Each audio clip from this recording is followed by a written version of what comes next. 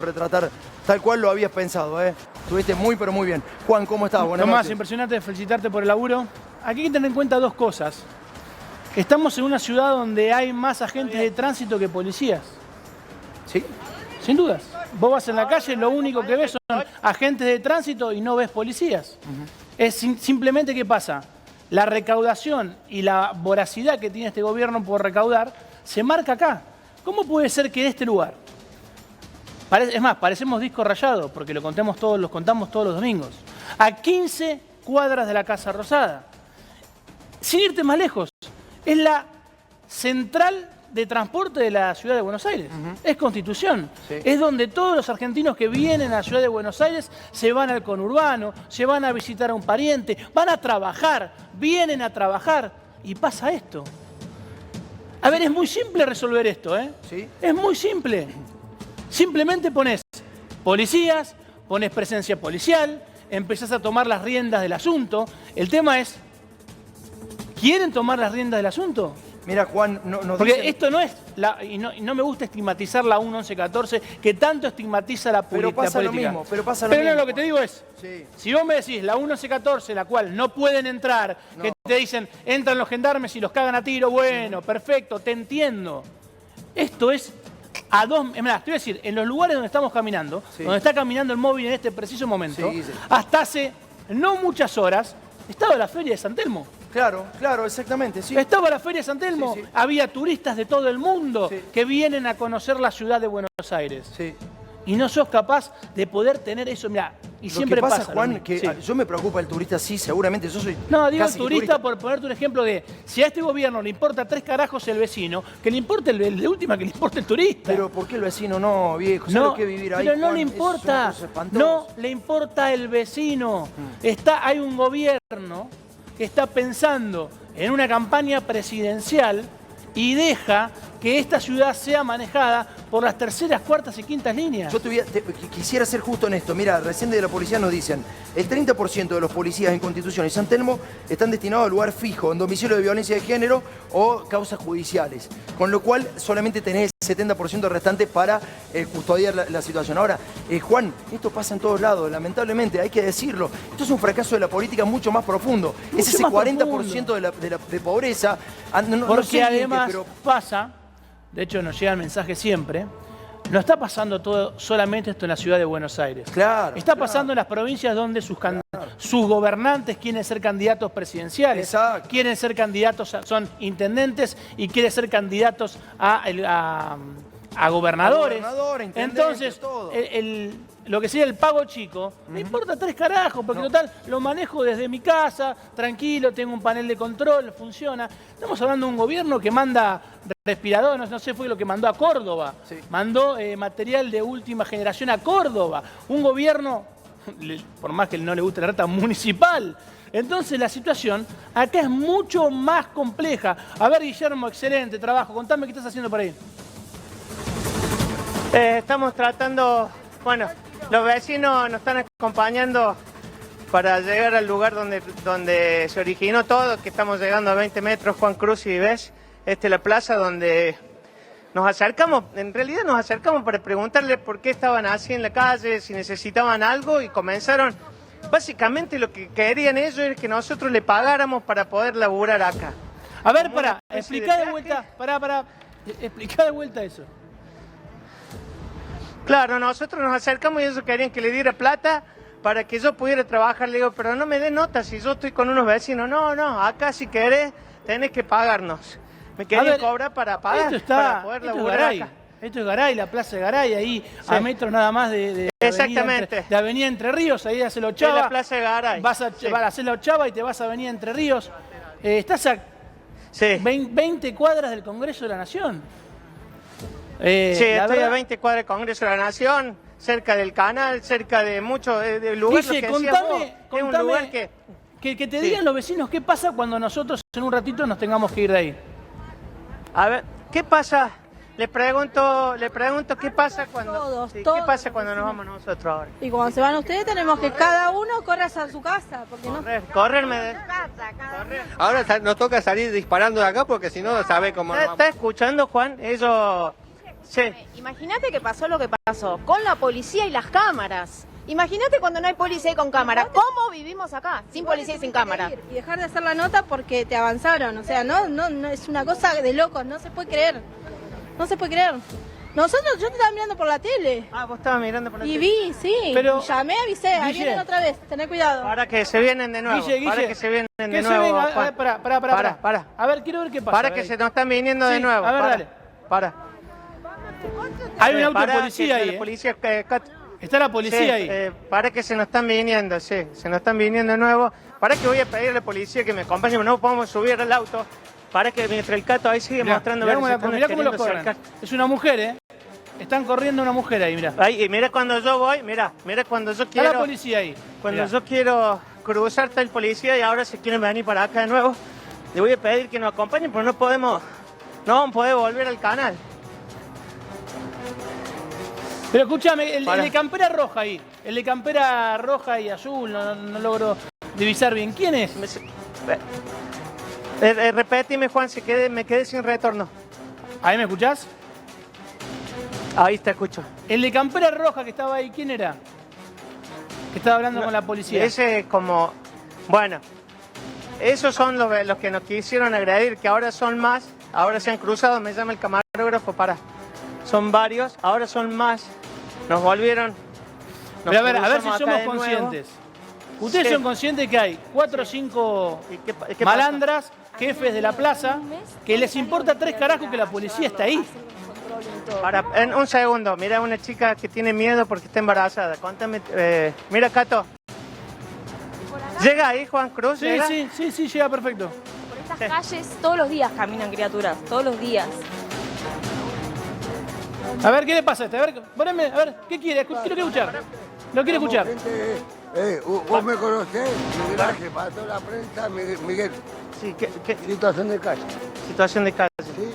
Pero ¿por qué nos agredieron? ¿Por qué la violencia? Pues me da bronca, porque acá a la vuelta todos fuman pipa, la policía no hace nada, la prende, están todos los paqueros ahí. Sí, eso es lo que fuimos a mostrar para allá, ¿no? Yo conozco la situación que pasó en Casa Rosada, yo tengo mi mujer embarazada y yo tengo miedo que cuando la niñez pues yo exploto. ¿Dónde Pero, vivís vos? Yo soy la Villa Grasa. ¿Pero dónde estás viviendo que decís que estás en No, yo tengo 2 casas, gracias a Dios que tengo 2 casas, 2 casas tenés. ¿sí? 2 casas tomadas. Capaz mi hermana no hace mucho no Bueno, ve. un segundo, ¿me dejás hacer la nota con el Sí, señor salí de ahí, Ale. Gracias. Salí de ahí Gracias. porque no puedo Sí, hablar. No puedo sí. hablar. Dígame, Pablo, un Bueno, para. Sí, señora. Bueno, no, te decía que por estas calles todos los días circulan chicos y es horrible el ver cómo pelean o cómo la policía no hace nada, porque hay policía, no todos son iguales, ¿no? La policía, hay gente buena y hay gente que ya sabemos cómo son. Pero no puede ser que con la policía todos los días sigan pasando estas ¿Tu cosas. nombre es? haya ¿Tu nombre? violencia. Bueno, retorno. Sí. Ahí le doy retorno, Juan, para que escuche. Ay, ¿Tu nombre? Qué vergüenza. Estaba en mi casa viéndolos y me vine para acá porque, Tranquila. bueno, Contame, ¿tu nada, nombre quiero cuál es? hablar, tengo muchas cosas adentro. Diana vino. Diana, ¿a qué te dedicas? Yo a nada, lamentablemente, porque o sea, quedé embarazada justo sin trabajo, pero bueno. Bueno, tranquila. Nada, contaba que Ahora, estoy la embarazada. pregunta es, vos recién hablabas de la policía. ¿Qué hace la policía? ¿Cuál es el papel de la policía? No. La verdad que todos los días me peleo casi, digamos. El otro día me despertaron porque estaban parando a una persona que supuestamente iba a comprar droga, pero no iban a los que venden droga. O sea, saben, los conocen a todos, pero te tratan mal por la calle, te hablan re mal. No todos son iguales, obvio, como lo dije, hay gente que te cuida, hay policías que te cuidan y hay otros que lamentablemente no saben, conocen todos, por la calle no se puede caminar, hay una cuadra que tenemos que bajar a la bicicleta a caminar porque está lleno de gente vendiendo droga y no hace nada la policía. Se para un rato ahí, se van y así todos los días y nadie hace nada. ¿Vos crees que la policía no hace nada por miedo? Es algo muy particular decir que la policía tiene miedo. ¿O que Por la miedo, policía no hace nada porque la está verdad que sí. inmiscuida en sus negocios? Y yo ya le venía hablando a un vecino, o sea, este negocio les conviene claramente, porque Constitución, por los que me cuentan, siempre fue así, yo hace 2 años que conozco el barrio, Sí.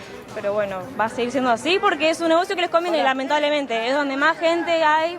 Para que lo quieren agredir el Cato, para, Tranquilo, dame un tranquilo, segundo, para, no te tranquilo. vayas, por favor. Déjanos trabajar. Ahí viene la volvemos policía. ordenar la situación, ordenar la situación, ahí Sí. volvemos con vos. Está con nosotros Juan Manuel Juan. Urtubey, ex gobernador de la provincia de Salta, ex candidato a vicepresidente. Juan Manuel, ¿cómo estás? Buenas noches. ¿Qué sentís cuando ves esto? La impotencia de ver cómo la ausencia del Estado provoca esto. Digamos, la ausencia en términos de prevención, en términos obviamente de represión del delito o obviamente de vigilancia. Vos lo decías, no es sencillo, es cierto que no es sencillo, pero tenés que tener presencia. ¿Tenés que estar? Tenés que estar. Si La no estás, ausencia repetida sí. termina generando Ahora yo eso. te pregunto, no en este caso puntual, no me quiero meter con la policía de la ciudad, aunque sí ya lo estamos haciendo, pero ¿vos crees más en la ausencia por culpa de la inutilidad de ciertos funcionarios públicos que están en lugares que no les corresponden o que no saben, o porque realmente la policía no sabe qué hacer? Lo que pasa es que vos tenés que tener una hoja de ruta. Si hay una hoja de ruta, en definitiva, y luego no hay una acción consecuente con eso, entonces está frente a connivencia o alguna cosa así. Pero lo primero que tenés que tener, tenés efectivos, tenés capacidad operativa y logística, porque si realmente vos lo que querés es, no digo blindar, pero sostener estándares de seguridad razonables, aquellos que administramos sabemos, eso cuesta plata, eso cuesta. A mí me tocó aumentar un 45% el personal policial en la provincia, efectivo, armamento, todo el estilo, y lo tenés que hacer. Porque necesitas que estén en la calle, no te sirven metidos adentro. Obviamente hoy tenés avances tecnológicos como para tener sistemas de videovigilancia que te hacen mucho, pero mucho más eficiente el laburo. Pero bueno, claramente hay que tener una decisión de ser el dueño de la calle. El dueño de la calle debe ser el Estado, el gobierno, no distintos sectores de la sociedad. Sí, Juan Manuel, más allá de la hoja de ruta que planteabas para combatir el delito en general, si vos fueras jefe de gobierno porteño, por ejemplo, estás viendo esto, Bursaco, el flamante ministro de Seguridad porteño, en un canal nacional con muy buen rating en este momento, ¿qué haces? ¿Qué le decís a tu ministro? Presencia. Lo que tenés que tener es presencia. Pero no solo hoy porque está en la tele. En definitiva, hoy el mapa sensible, digo, hoy tenemos información, acceso a información que por ahí hace 15 años no teníamos la tecnología para tener. Hoy tenés. Entonces, en definitiva, daría la sensación, no te voy a decir que haya zonas liberadas o no, pero que hay menos interés en cuidar algunas zonas que en otras. Ahora, Urtubey, pienso en la acción inmediata, ¿no? La acción inmediata como para dar respuesta a lo que estamos viendo. Y si hablamos de las causas, ¿qué se debería hacer para evitar que esto se multiplique?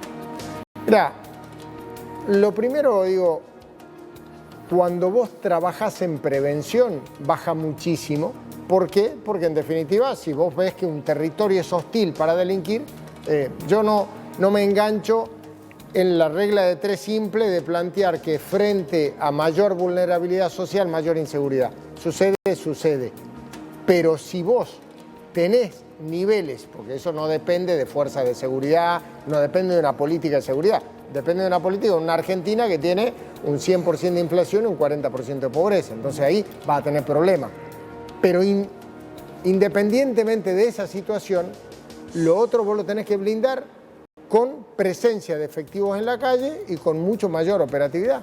Juan Manuel, justamente la ciudad de Buenos Aires, que es donde está ocurriendo esto, dentro de los datos del INDEC que dio el otro día, es la que tiene menor número de pobreza. 16% de pobreza es lo que arrojan los datos del INDEC, ¿no? Una diferencia muy notable, solo cruzando la General Paz, ¿no? A pocos meses de la General Paz que tenés el triple.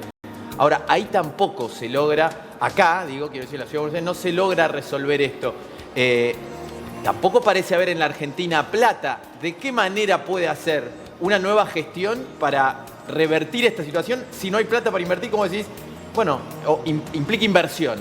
No, la inversión la tenés que hacer. Lo que pasa es que tenés que privilegiar la inversión que sirva y no gastártela en cualquier otra cosa. O sea, garantizar estándares de seguridad repito, probablemente no se pueda tener los estándares de seguridad que todos queremos.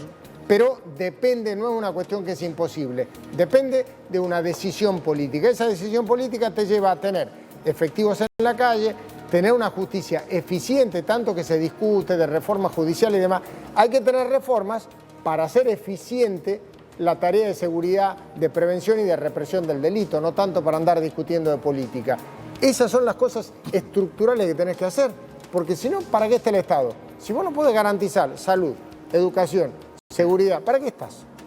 Juan Manuel, vos recién tocaste un tema muy puntual. ¿Vos crees que la política está disociada de la necesidad de la gente? Definitivamente. Y nos tenemos que hacer cargo. La agenda de la discusión política no tiene nada que ver con la problemática ciudadana. O sea, no se discuten propuestas, voy a hacer esto, voy a hacer lo otro, quiero solucionarle la vida a esta cantidad de personas, sino que la discusión pasa a ser si voy con un sello, si voy con el otro, si me la pregunta es, ¿cuál es el modelo de país que hay hoy en la Argentina? ¿A dónde queremos ir? De qué, digamos, hoy yo no escucho, de verdad, y no es chicana, no se escucha un planteo, una propuesta, es decir, queremos que la Argentina sea esto, queremos que en la Argentina se genere tal cosa, se produzca. No, nada, es discusión de poder y a ver quién ocupa cada lugar.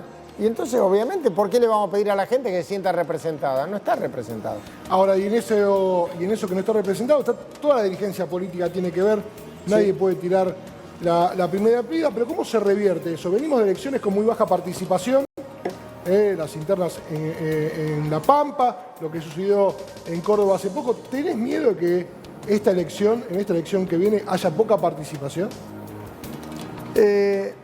No, yo creo que va a haber buenos niveles de participación porque estamos frente a un fin de una etapa de la Argentina, un fin de ciclo de la Argentina. Hace 20 años que hay una polarización fuertemente.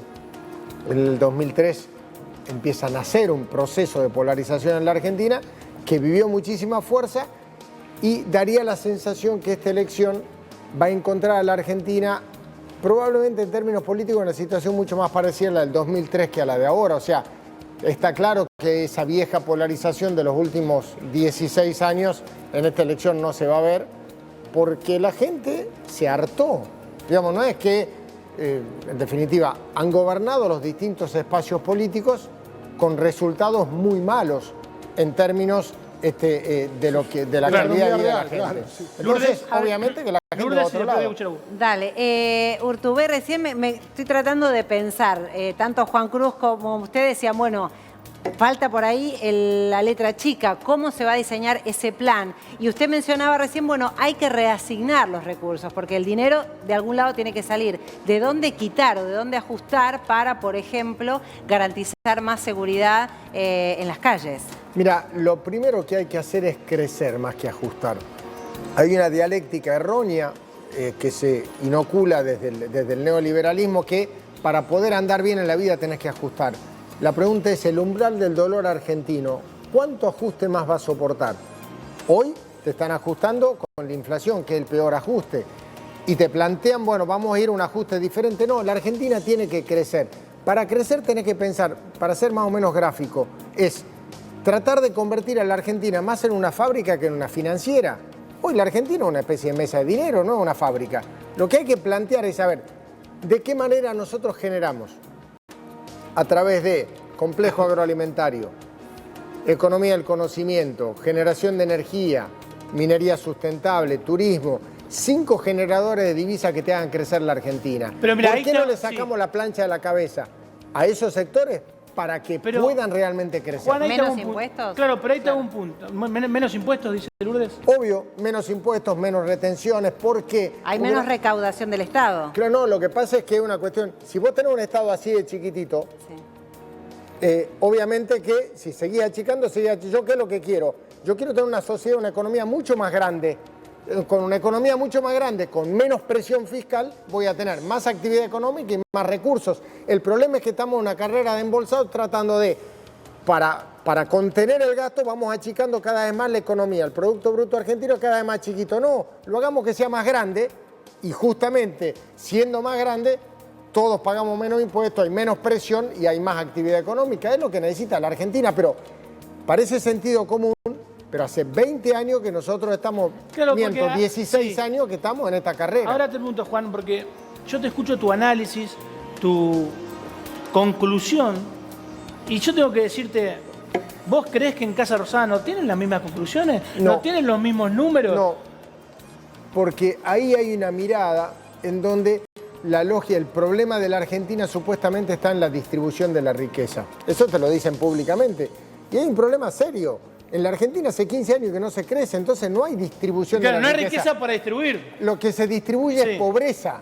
Lo que hacen es distribuir pobreza. Entonces lo que hay que hacer es volver a crecer, porque si no estamos perdidos. Ahora, Juan, el año pasado, los números oficiales, siempre diciendo, ¿no?, de economía dieron un crecimiento de casi 5 puntos del PBI. Claro. En el mismo tiempo creció la pobreza. Hay un problema de distribución. Contámelo, pero contámelos en PBI per cápita en los últimos 15 años. Y hoy vas a tener un PBI per cápita igual o más bajo que hace 15 años. Entonces, claramente está bien. En un año, si la bandita es más cortita, un año puedes crecer, el año anterior caíste 8, un año creces 6 y al año siguiente perdés 9, pero tomemos una banda para medir la economía argentina. Por eso yo no es que quiero plantear la pobreza es culpa de este gobierno, este otro, no. Nos hagamos cargo como argentinos que todos somos responsables de esto. Bueno, tratemos de salir de esta situación, pero para eso hagamos un diagnóstico un poquito más largo. Ahora, y veamos, hace 15 años que no crecemos en el país. Urtubey, ¿qué nos haría pensar? Pienso en bajar impuestos, ¿no? Lo que decía es a quitar la plancha de las empresas para que produzcan más y que crezcan. ¿Qué haría que esa riqueza de las empresas la distribuyan en el país? Si, por ejemplo, las alimenticias hoy están ganando más que antes y aumentan los alimentos y es incluso lo que empuja la inflación mensual. ¿Qué haría pensar que los privados sí van a redistribuir si no tienen esa carga del de los impuestos, por ejemplo? No, los privados no redistribuyen. El que redistribuye es el Estado, gastando eficientemente y no malgastando los recursos públicos. Y segundo, generando políticas públicas que marque la regla de juego. Pero el error conceptual es pensar que la economía se ordena desde el garrote. La economía se ordena desde el incentivo, desde la época de la escarapela para acá. En el mundo, la economía se ordena desde el incentivo. Si vos en la Argentina penalizás la reinversión de utilidades con ganancias, si vos en la Argentina penalizás las exportaciones con retenciones, todo ese tipo de cosas lo que te va a hacer es desalentar la generación económica. Lo que hay que hacer es al revés. Pero lo que hay que mirar es cómo funciona el mundo y nos damos cuenta. Y no estoy hablando de países liberales, estoy hablando hasta de países socialistas, ¿no? Mirá, Juan Manuel, está con nosotros Hugo Vázquez, el hombre que más sabe de economía, o al menos en este programa. No, mentira. Es el hombre que más sabe, es un analista económico. A ver, la pobreza en Argentina, cifras que alarman. A ver, contame.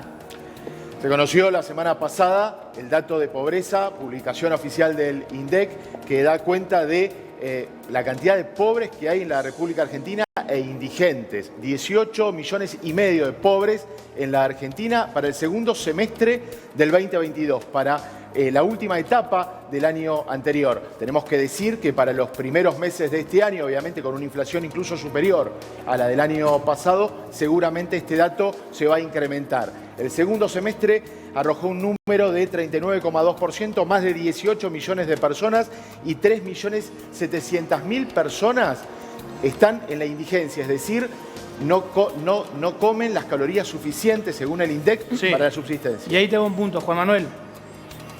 ¿Se puede hacer campaña con estas cifras? Lo que hay que hacer es hacerse cargo de eso para que realmente la gente pueda entender que a alguien le importa algo. Porque si seguís hablando como que no pasa nada en la Argentina, está en el horno. Vuelta. Esa frase es tremenda. Hacerle entender a la gente que a alguien le importa algo. Claro, porque hoy cuando vos escuchás eso da la sensación que a nadie le importa. Están discutiendo otras cosas. Los principales responsables están hablando de cualquier otra cosa. El principal problema de este dato, que este dato en algún punto quedó viejo. Porque claro, eso es del año pasado. Va a ser peor. Exacto. En el 2023, definitivamente, va a estar por arriba de ese 39,2%. Ahí ya le clavaste fácil, de ahí hasta acá tener un 50% de inflación, 40 y pico por ciento de inflación desde diciembre hasta acá. Ahora mirá el mapa, mirá ese mapa. Claro. Fíjate cómo es la distribución, Juan Cruz, de la pobreza a nivel país. En la región centro, en la región pampeana, obviamente está por debajo, es la región núcleo, una de las regiones más productivas del país, está por debajo del promedio nacional, pero fíjate lo que pasó en el NOA y en el NEA, en el noreste y en el noreste. La inflación obviamente está muy por encima del promedio nacional de 39,2, 43,6 en el noroeste y 43,1 en el noroeste. Obviamente allí todavía el dato de inflación pega mucho más. En el conurbano bonaerense también, ahí la inflación te pega de lleno y la pobreza está en torno al 45% de la población, conurbano bonaerense. Ahora, Juan, la pregunta es, un gobernador te va a decir, yo de esto no tengo nada que ver. Te van a decir los gobernadores. Yo no tengo nada que ver con las cifras de pobreza. Yo hago lo que puedo.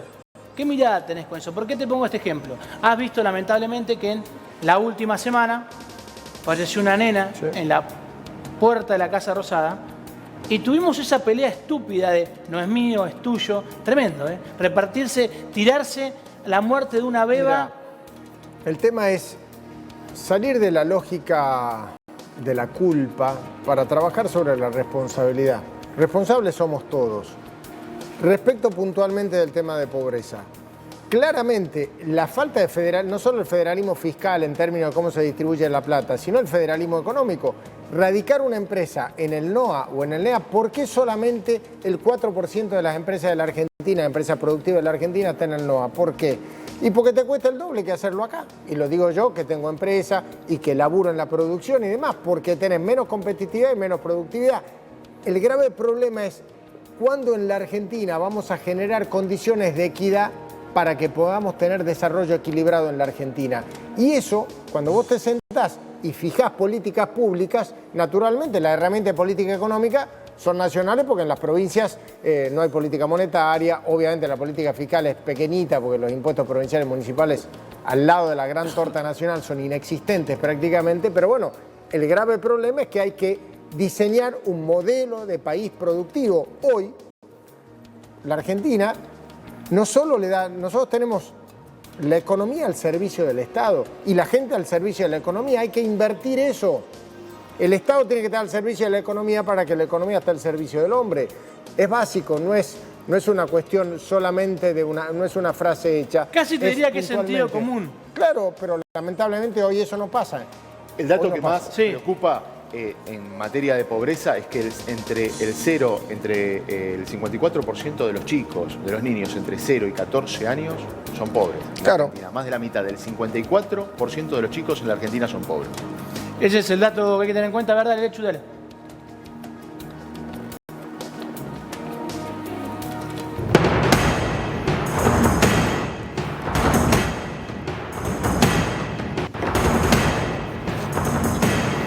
Alquileres al rojo vivo. ¿Cuánto cuesta alquilar en Argentina?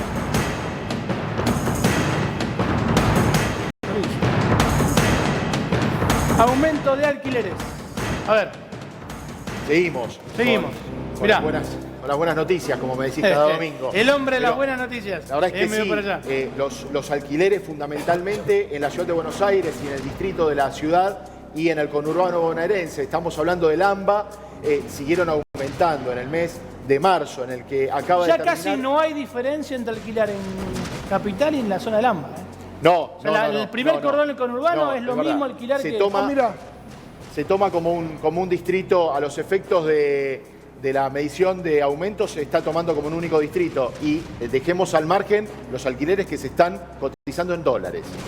Cada vez hay una tendencia mayor a... Es cierto lo que dice el compañero Hugo. Alquileres que están... Pero cuando uno dice se cotizan en dólares, fundamentalmente en Ciudad de Buenos Aires. Yo el mes lo pago en pesos. Por supuesto. Es que además es ilegal. Pero hay... O sea, el valor es de acuerdo al cambio, ok. Pero es cierto que ya hay algunos que están pidiendo el dólar billete. Sí, es ilegal. Juan Cruz, la ley de contrato de alquiler establece que la moneda debe ser el peso, la moneda de curso legal. Es ilegal contratar alquileres o pactar alquileres en dólares, pero es una práctica que se está realizando. Así que podemos decirlo, es decir, es una práctica que cada vez es más habitual. Para definir lo que pasó en marzo en materia de aumentos de alquiler. Fíjate que en el caso de un ambiente, el monoambiente, en marzo aumentaron 2.6%, pero esto es bien distinto a lo que pasó con 2 y 3 ambientes. El 6% aumentó para una unidad de 2 ambientes en promedio. Ahí me dicen, ya no es el sueño de la casa propia, es el sueño del alquiler directamente. Ahora yo te pregunto, Juan Manuel, porque a ver, esto que cuenta Hugo, entiendo que vos Hugo, corregime, entiendo que este aumento tiene que ver neta y exclusivamente con la inflación, porque las tarifas todavía están ahí, se han aumentado. No, esperá que te llegue la factura este mes, Juan. Sí. No, Está bien, pero por eso. Los servicios públicos están aumentando por debajo de la inflación. Por debajo de la inflación. Están aumentando por debajo de la inflación. Entonces, a lo que voy es, el grueso de este número es lo que tiene que ver con el que va al supermercado. Con que el dueño del departamento que va al supermercado. Eso es para el propietario.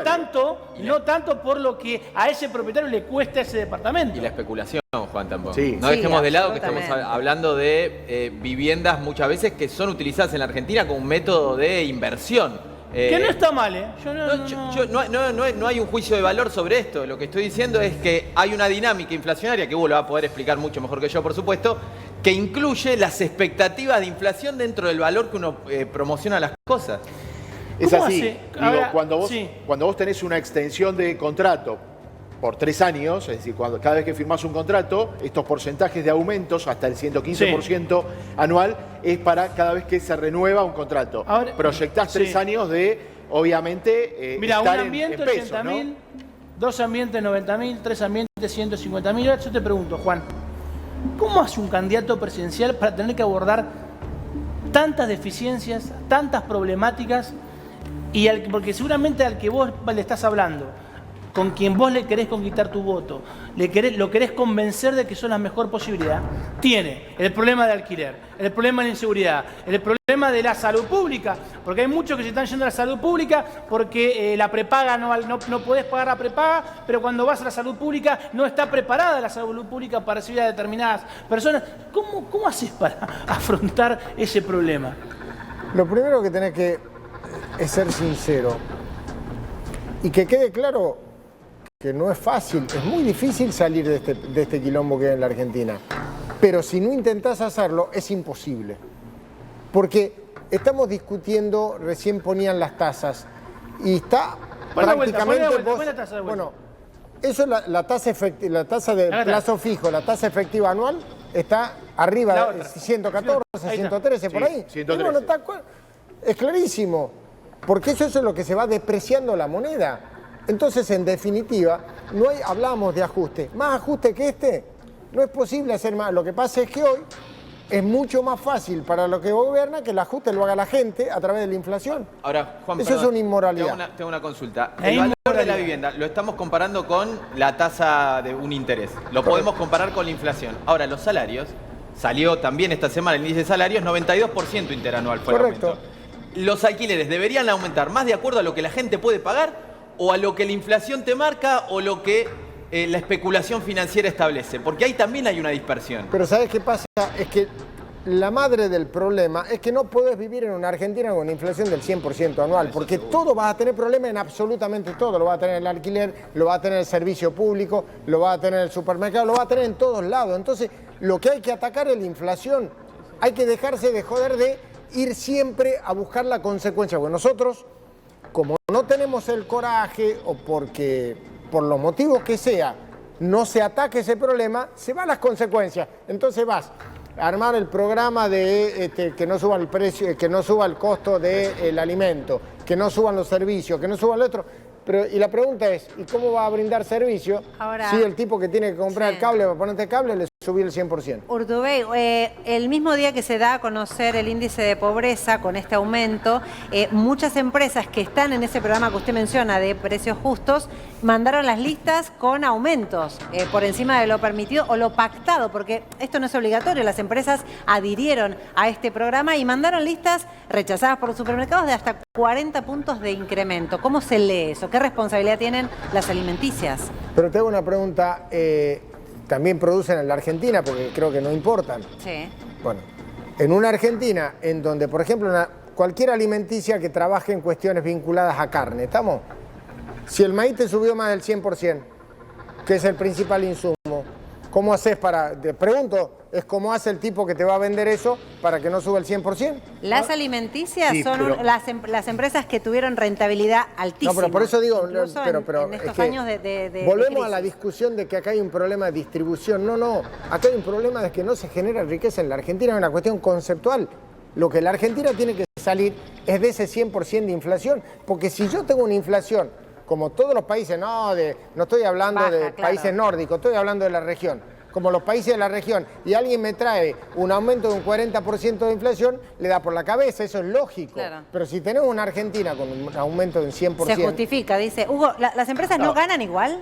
Sí, por supuesto que ganan y ganaron, pero además tiene que ver con algunos sectores muy particulares, las arroceras, las azucareras, los ingenios, un ingenio muy cercano, Aceiteras. muy próximo al norte del país, que están aumentando a valores del 30 y el 40%, aceiteras. Digo, hay sectores que están aprovechando este incremento generalizado de precios para mandar listas de precios actualizadas al 40%. Es muy grave lo que está pasando. Ese es uno de los problemas serios que hay que entender, que en la actividad comercial, aparte de la productiva, cuando vos no tenés certeza respecto de cuánto vale tu moneda, y gran parte de las cosas se cobran a valor reposición, y si vos no sabés cuánto es la inflación, ese es uno de los grandes dramas de un país que no tiene certeza. ¿Cuál es el valor de reposición de un producto? Porque el pibe que te lo vende te va a cobrar el valor No, de pero además, sin ir más reposición. lejos, La puede pregunta ser ¿cuál valor es? de referencia. Por eso, si no hay hoy va- referencia, claro, nada. hoy va al supermercado y decís, ¿esto es caro? ¿Esto está bien? Por eso Quizás digo, me pero- están matando. Porque nosotros, el lugar como decir, a ver, esto es culpa de Juan, de Pedro, de María, entonces vayamos y le rompamos el negocio, hagamos todo. No, hay un problema estructural en la economía argentina que tenemos que resolver, porque si no lo asumimos, vamos a seguir pensando que este es un problema que se arregla yendo a decir, estatizando una empresa de servicio público, Sí. estatizando una cerealera. No se arreglan así los problemas Pero del Juan país. Manuel, es un problema estructural en Argentina de hace muchos años, la inflación. El último presidente que dijo esto se soluciona en 5 minutos se fue con 50 puntos de inflación. Totalmente. Este presidente que vino a solucionar lo mal que había dejado el otro, la duplicó y así venimos. No Correcto. parece, por más que todo el mundo coincida en el diagnóstico, digo, bueno, este es el problema de Argentina. No, parece no haber manera de solucionarlo, salvo que usted tenga una efectiva y rápida para poder acomodar esto. Mira, no hay efectivo y rápido nada. Hay un laburo que cuesta y que tiene que hacer. La Argentina tiene que ir a una senda de crecimiento en donde vos crezcas tu economía al más del 7% anual, tu gasto público no crezca al más del 2% anual y eso vaya, obviamente, generando más exportaciones, que entren Sí. divisas, que eso te pueda Sí. blindar tu política monetaria. Ahora, Juan. Vos en 4 años podés ir a hacer un plan de estabilización. Pero si alguien te dice que te lo va a resolver en un par de meses, te está mintiendo, es Ahora, imposible. Juan, vamos a entrar otra vez en la discusión dentro de poco, el gradualismo shock. No, vos estás proponiendo una cuestión de Pero gradualmente... se trata de realismo o ciencia ficción. Porque si alguien te va a venir a decir, vamos a arreglar el problema de la inflación del 100 a 0, te está mintiendo. Eso es mentira, es técnicamente imposible. Entonces, lo que hay que entender, y no se trata de gradualismo o shock o lo que sea, no, se trata de realismo. ¿Decimos la verdad o mentimos? Si te toca ser presidente y tenés que analizar las medidas tomadas por Sergio Massa, en un porcentaje, ¿cuáles dejás y cuáles no dejás? Es decir, del programa que armó Sergio Massa, ¿está todo mal? ¿Está medianamente bien? ¿Hay cosas que están bien? ¿Hay cosas que deben seguir? ¿Hay cosas que no? Me cuesta analizar individualmente. El programa es un desastre. Ah, está listo. Porque el resultado es un desastre. Me cuesta ser sincero, Ahora bien, es un desastre. pero Sí. de ahí nos sentemos a ver si hay alguna medida en una herramienta de política económica que vaya a un modelo de un país desarrollista que te sirva o no, lo podés hacer. Pero el grave problema nuestro es que nos quedamos en lo procedimental, digamos, en una discusión procesal. Lo primero que yo quiero discutir es el modelo del país. Cuando alguien me pregunta por una medida, ¿es buena o mala? Depende a dónde quieras vos llevar al país. De acuerdo a lo que hoy, en el plan que hoy tiene este gobierno, parece que son buenas. Para mí son un desastre. Ahora, Juan Manuel, ¿no pensás que cuando una empresa importante que domina parte del mercado del azúcar, del aceite o de la harina, le manda a los supermercados una lista actualizada de un mes al otro del 40% de aumento? ¿No es un golpe al mercado? ¿No Es que a mí, ¿no es un golpe al gobierno? sinceramente, ¿Están golpeando al gobierno? No conozco. Es que yo no me engancho en esa cosa de la gran conspiración. Nos sentemos a ver la estructura de costo y probablemente podamos entender a dónde está eso, o si hay especulación o si hay otra cosa. Pero no conozco puntualmente ese tema del cual hablas. Pero en una Argentina con un 100% de inflación, olvídate, o sea, yo hago actividad comercial, también tengo actividad productiva y cuando los insumos te crecen el 100, 150, 200%. ¿Y cuánto es un porcentaje decente de ganancia, como empresario, digo? ¿Sabes cuál es el problema? Lo que tenés que, si vos tenés un 100% de inflación, tenés que empezar a pensar arriba, porque de 100% para abajo no hay ganancia. Todo lo que sea menos de 100 es pérdida, ¿se entiende? Porque tenemos un 100% de inflación. Una cuestión. Entonces, ¿el problema cuál es? La seguridad jurídica, la estabilidad económica y demás, no son parámetros del neoliberalismo, sí. No, son parámetros de una economía social de mercado que lo que busca, anda a ver los países socialistas, no tienen rentabilidad superior al 2% en un país que no tiene inflación. Sí. Digamos, lo que es técnicamente en materia económica, cuando vos buscas la tasa de perpetuidad, está en lo que significa los bonos del Tesoro americano y demás. La pregunta es, si vos tenés una prima de riesgo como la que tenés en la Argentina, no te quejes de que los tipos se cubran de eso, porque si no pierden plata. Entonces, el problema no está en que haya un ogro que se quiere quedar con la plata de otro. El problema es que vivimos en un país que no tiene moneda, sí, que no tiene regla de juego y que tiene una presión tributaria fenomenal. Juan, primero agradecerte, siempre es un placer. Te voy a hacer dos preguntas finales. La primera, contanos dónde estás ubicado, de qué se trata este armado que estás haciendo, para que la gente que está mirando entienda a ver hacia dónde vas, hacia dónde va ese armado y qué posibilidades tiene de, si le resulta interesante, poder votar en la próxima elección. Yo estoy, cuando me dijiste dónde estás ubicado, yo estoy ubicado en Salta y me vine hoy para acá. Y vos sabés que me costó tanto venir, pero bueno. No, estamos trabajando junto a otros dirigentes en ofrecer una opción a los argentinos que creen que este gobierno realmente está fracasando, que no quieren volver al anterior gobierno que también fracasó, y que eso no los lleve un salto de ir a la antipolítica, como hasta ahora no tuvieron remedio. Queremos una propuesta de un país con un modelo fuertemente desarrollista.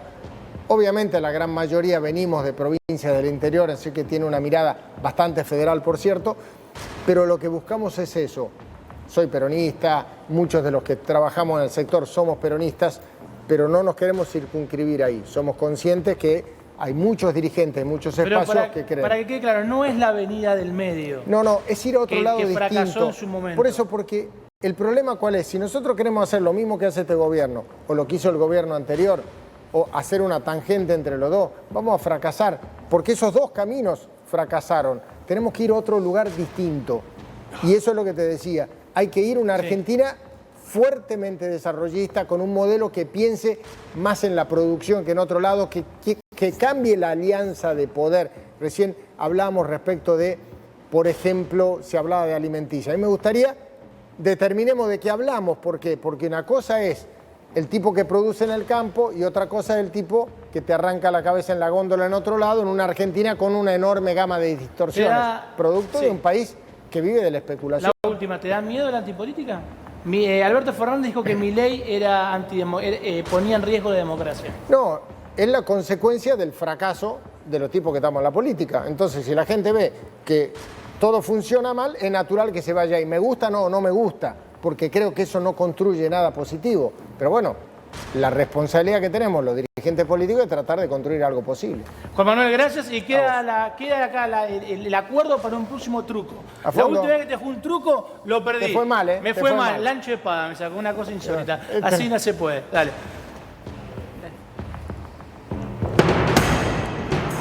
Atención.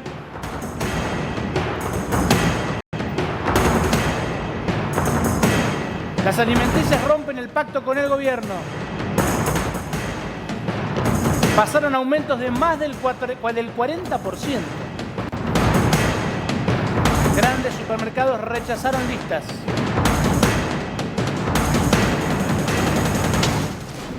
A ver, Hugo, y ya lo tenemos a Fernando Iglesias con nosotros, que le voy a hacer que haga un pacto antes de empezar la entrevista. Dale.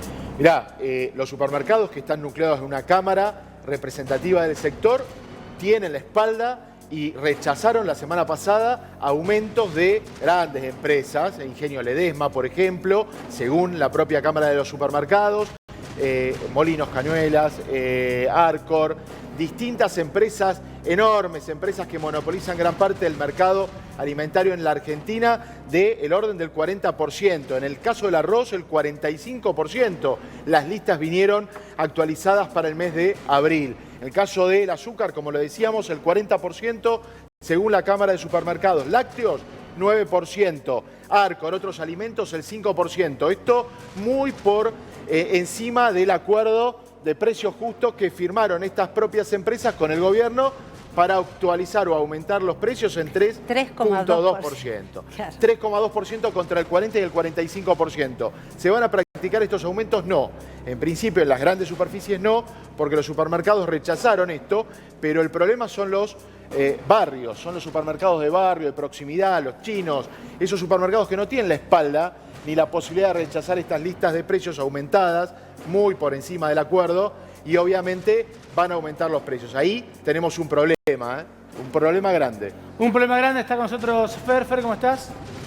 Bien. Prometés no enojarte, no me corras con el tiempo, no seas malo. Nos conocemos hace muchos años. ¿Qué sentís cuando pasa todo esto con los precios, con los supermercados? Vivimos ¿viste la película El Día de la Marmota? Sí. Que se despertaba siempre en el mismo lugar y repetía y repetía. Bueno. Me animo a decirte al revés, en este caso la marmota siempre es peor, el día es peor. En la marmota el día siempre era igual. Y mirá, si vos seguís razonando de la misma, yo escucho los razonamientos y no lo puedo creer. Seguimos razonando con el acuerdo de precios. El último gran acuerdo de precios que hizo el peronismo, el más importante, lo hizo Helbar, terminó en el Rodrigazo. La pobreza subió, se triplicó en 2 años, en el mayor golpe socioeconómico de la historia argentina, que no lo dio la oposición gorila, lo dio el peronismo con Celestino Rodrigo, actualizando la inflación reprimida del acuerdo de Helbar. Ahora, no aprendimos nada de eso. Bueno, lo que estamos asistiendo es a que eso empieza a desmoronarse de nuevo, como todo. Y me asombra, lamento que se haya ido Urtubey, pero me asombra esto de escuchar hablar de fracaso a alguien que viene del peronismo. A ver, desde 1989 hasta ahora han pasado 34 años.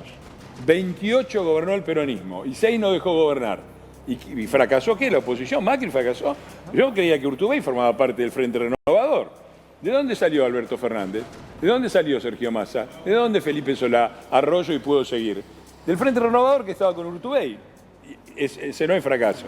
Acá lo que fracasó es esta idea estatista, dirigista, del peronismo que lo han aplicado y que sigue volando por los aires, cada vez hay más pobres. La otra idea de los 4 años de macrismo también fracasó. No, yo no estoy de acuerdo con eso, si querés lo discutimos, no tengo ningún inconveniente. No, desde luego que no. Si perdés una elección para la reelección, ¿no fracasaste? Mirá, ¿vos sabés cuál fue el presidente que en la segunda vez que se presentó a elecciones subió más su cantidad de votos? De todos, desde que recuperamos la democracia, fue Macri. 2.200.000 votos más en 2019 que en 2015. Cristina, cuando sacó el famoso 54%, 1,5 millones. Macri, 2.200.000. La diferencia por la cual no reeligió es que el peronismo estaba desunido en el 2015 y dividieron los votos y en el 2019 no. Entonces se llegó al balotaje y se ganó en el 2015 y se perdió en el 2019. Pero los votos subieron 2.200.000 a pesar de que fueron los 2 últimos años, desde luego que fueron malos económicamente. Ahora, Fernando, vos decías recién que los últimos años o adjudicás el fracaso al peronismo y que los años en que no gobernó el peronismo no dejó gobernar. ¿Por qué decís que no dejó gobernar y por qué esa misma estructura no podrían usarla, por ejemplo, el gobierno actual que dice heredamos una economía absolutamente destruida por el macrismo? ¿Por qué no podría usar el mismo argumento que vos? Primero porque lo que dice el gobierno es una payasada. Yo desafío al gobierno que dice eso a que devuelva... Es una caracterización tuya, la payasada. Bueno, si querés te lo explico, con datos. Dale. ¿No? Yo desafío al gobierno que habló de tierra arrasada en 2019 a que nos devuelva una sola variante de la tierra arrasada. Porque nosotros dejamos un país que es cierto, desde muchos puntos de vista, y los 2 últimos años habían sido muy difíciles, pero había sido un gran esfuerzo no de nuestro gobierno, de todos los argentinos. Y teníamos equilibrio fiscal, 0,4% era el déficit primario. Estamos en 2 puntos. Por favor, devuélvanos la tierra arrasada. Dejamos 16.600 millones de dólares de superávit comercial con la soja 350. Hoy no hay $1 con la soja 550. Dejamos 12.000 millones de dólares de reservas netas en el Banco Central. Hoy la mayoría de los analistas calculan que son negativas. Dejamos tarifas que pagaban el 70 y el 80% del costo de la energía y una disminución del 45% en los cortes de luz. Ahora tenemos otra vez los mismos cortes de luz que antes y otra vez las tarifas por el piso como la época de Helvar y después terminó el Rodrigazo. Dejamos un tipo de cambio competitivo. Hoy tenemos cepo cambiario, 100% de derecha. Un gobierno que se dice de la productividad y le paga a los importadores. Importan con $1 y los exportadores, el dólar que pagan los importadores es la mitad que le pagamos a los exportadores. Entonces, que nos devuelvan la tierra arrasada. ¿Sabés qué contento que vamos a estar? Bueno, pero para el caso, digo, para ponerme en abogado del diablo en este lugar para poder hacer un debate. Dale. El peronismo diría, también me dejaste condicionado con una deuda en dólares que la pidieron, la usaron, no quedó ni $1 y nosotros ahora tenemos que pagar y no tenemos con qué. Falso de toda falsedad. ¿Vos sabés cuánta plata entró del FMI 44. desde que está este gobierno hasta ahora? ¿Cuánta plata puso el FMI y cuánta se llevó? ¿Vos sabés cuánto da la cuenta? Porque yo se lo pregunté al jefe de gabinete y no lo quiso decir. Y el viernes, 2 días después, entraron 5.400 millones de dólares. Sí. Y el saldo total de este gobierno que se queja que no puede hacer nada porque hay que pagar la deuda del FMI y toda esa mentira es de 4.000 millones de dólares a favor. Es decir, el FMI puso en el Banco Central 4.000 millones de dólares más de los que se llevó. Sin eso, ya hubiéramos volado por los aires. Condiciona la política económica igual el FMI. ¿Perdón? Condiciona igual la política económica. No podés hacer lo que querés si estás en el marco de un acuerdo con el FMI. Pero entonces que sean coherentes, que desconozcan el acuerdo y que hagan lo que les parezca. Y vamos a ver dónde termina el país. Vamos a ver dónde termina. Ese valor... Porque si todavía no voló por los aires, es por todas las cosas que este gobierno se queja. Ahora, se dice, pero Macri, la tierra arrasada, ya te di los datos de la tierra arrasada, ojalá no la devolvieran. Se queja del FMI, el FMI puso 4.000 millones de dólares más de lo que se llevó. Se quejan del campo y el campo es el único que banca la parada, porque acá el único que aporta una buena cantidad de dólares es el campo. Y los chicos que exportan informática, a los cuales le pagan por su laburo la mitad de lo que les corresponde, porque si cobran $1.000 en el extranjero, el gobierno cuando hace el cambio se queda con la mitad. Ese es este gobierno. Se queja de todas las cosas que lo mantienen a flote. Quieren romper con ellas, que rompan, y vamos a ver cuánto tardamos en ser Venezuela. ¿Hugo? A ver, hablas de una cifra que es apenas menos del 10% de lo que el FMI le prestó al ingeniero Macri. 44.000, los que llegaron, 44.000 millones de dólares que se fugaron en pocos meses. Falso. Antes del 19. Falso. Se fugaron antes del 19. ¿Qué decir se fugaron? ¿De qué estás hablando? Se transformaron en capital que se retiró del país. No, eso no es cierto. Sí, claro. Pero, digo, las reservas cayeron estrepitosamente. Te muestro los gráficos. Falso, cayeron estrepitosamente antes del 19. Mira, yo no estoy dispuesto a discutir con gente que ignora las cosas que dice. No. Las reservas... Yo te doy datos. No faltemos el respeto, yo te doy los datos. Pero, por supuesto. Yo te doy perfectamente los datos. Nosotros dejamos 12.000 millones de dólares netos, contantes, líquidos, en el Banco Central. Ahora no hay nada. Segunda cosa. Te dejo hablar. Segunda cosa. Si vos tomás una deuda y no pagás deuda, tu deuda aumenta, ¿no? Si vos vas al banco y le decís, señor del banco, FMI, dame 45.000 millones, ¿sí? Cuando termina tu mandato, tenés 45.000 millones más de deuda.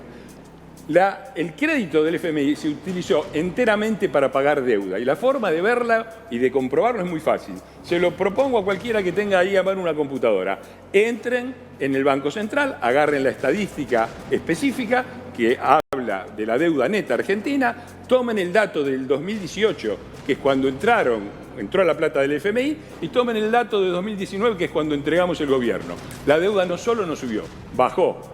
Bajó porque se utilizó la deuda que se tomó con el FMI al 3-4% a pagar deuda que el gobierno anterior había dejado al 7%. Y la cuenta es fácil, para que la gente lo entienda. Si yo le debo al carnicero, a mi tío, al panadero, me endeudo con el banco y pago la deuda que tenía con los demás a un interés mayor, no me estoy endeudando. Lo que estoy haciendo es usar deuda a bajo interés para pagar deuda a mayor interés. Eso es fácil de comprobar, cualquiera puede entrar. Banco Central de la República Argentina, deuda neta, deuda del 2018, que es cuando entró la del FMI, y 2019 cuando dejamos. Ahora, Fernando, algo que nunca te pregunté es, vamos a suponer que en el 2019 ustedes ganaban el gobierno, o sea, eran reelectos. ¿Cómo pensaban pagar esa plata que le prestó el FMI? ¿Vos sabés cuánto le dejó el gobierno kirchnerista en el 2015 de deuda a pagar y se pagó a nuestro gobierno en los 2 primeros años? 83.000 millones de dólares, 2 FMI, y se pagó. ¿Y sabés por qué se pagó? Porque el problema de la deuda argentina no es que es impagable. Si vos tomás el volumen total de la deuda argentina, en relación a nuestra economía, no es mayor de los que tienen muchos países desarrollados y es similar a los que tienen otros países como el nuestro. El problema es que no se puede pagar porque nadie te presta plata. Porque cuando dicen riesgo país, y la gente no sabe lo que es, el riesgo país es la diferencia entre lo que los cobran a nosotros y lo que le cobran a los Estados Unidos para refinanciarse. Hoy, con este gobierno, está alrededor de 2.500. Eso quiere decir que si este gobierno hoy saliera a pedir plata, el mercado financiero pedir plata para pagar la deuda, porque la deuda los países no la pagan, la van reciclando, pagan una parte y siguen, y la van pagando y la van llevando. Para eso te tiene que prestar a un nivel de tasa razonable. 25% quiere decir, en dólares quiere decir que no se puede pagar. El gobierno hoy se está financiando masa que se quejaban de la deuda de la Rúa al 16%, neoliberal y no sé qué, estamos pagando 35 y 40% anual en dólares, la lucha contra la patria financiera más loca del mundo. ¿Y cómo se hace para pagar la deuda? Se refinancia.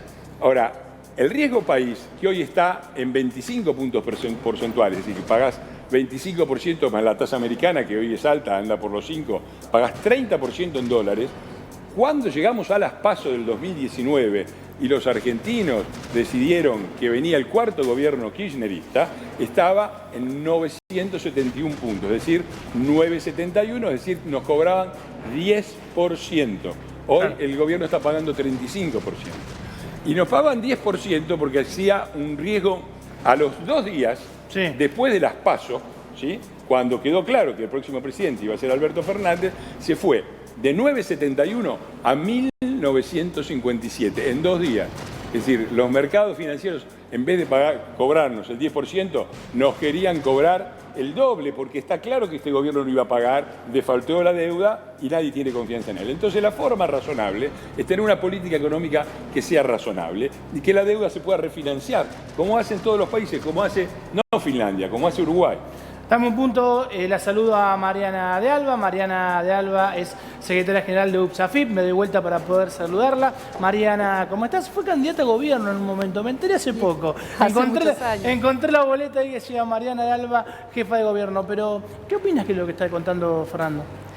Mira, yo fui candidata a jefa de gobierno cuando después del gobierno del que se olvidó mencionar Fernando, un gobierno de derecha, el gobierno de la Rúa, nos dejó a todos con la gente vendiendo zapatillas por aceite. ¿Te acordás del Club de Trueque?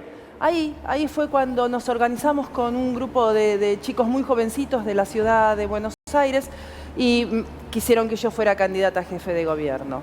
Y hago esta referencia, ya que me das el pie, Juan, porque escuché muchas cosas que son inadmisibles. Hoy estamos horrorizados con el 39.2. Por supuesto que estoy horrorizada con el 39.2 de pobreza, que me asusta, me espanta.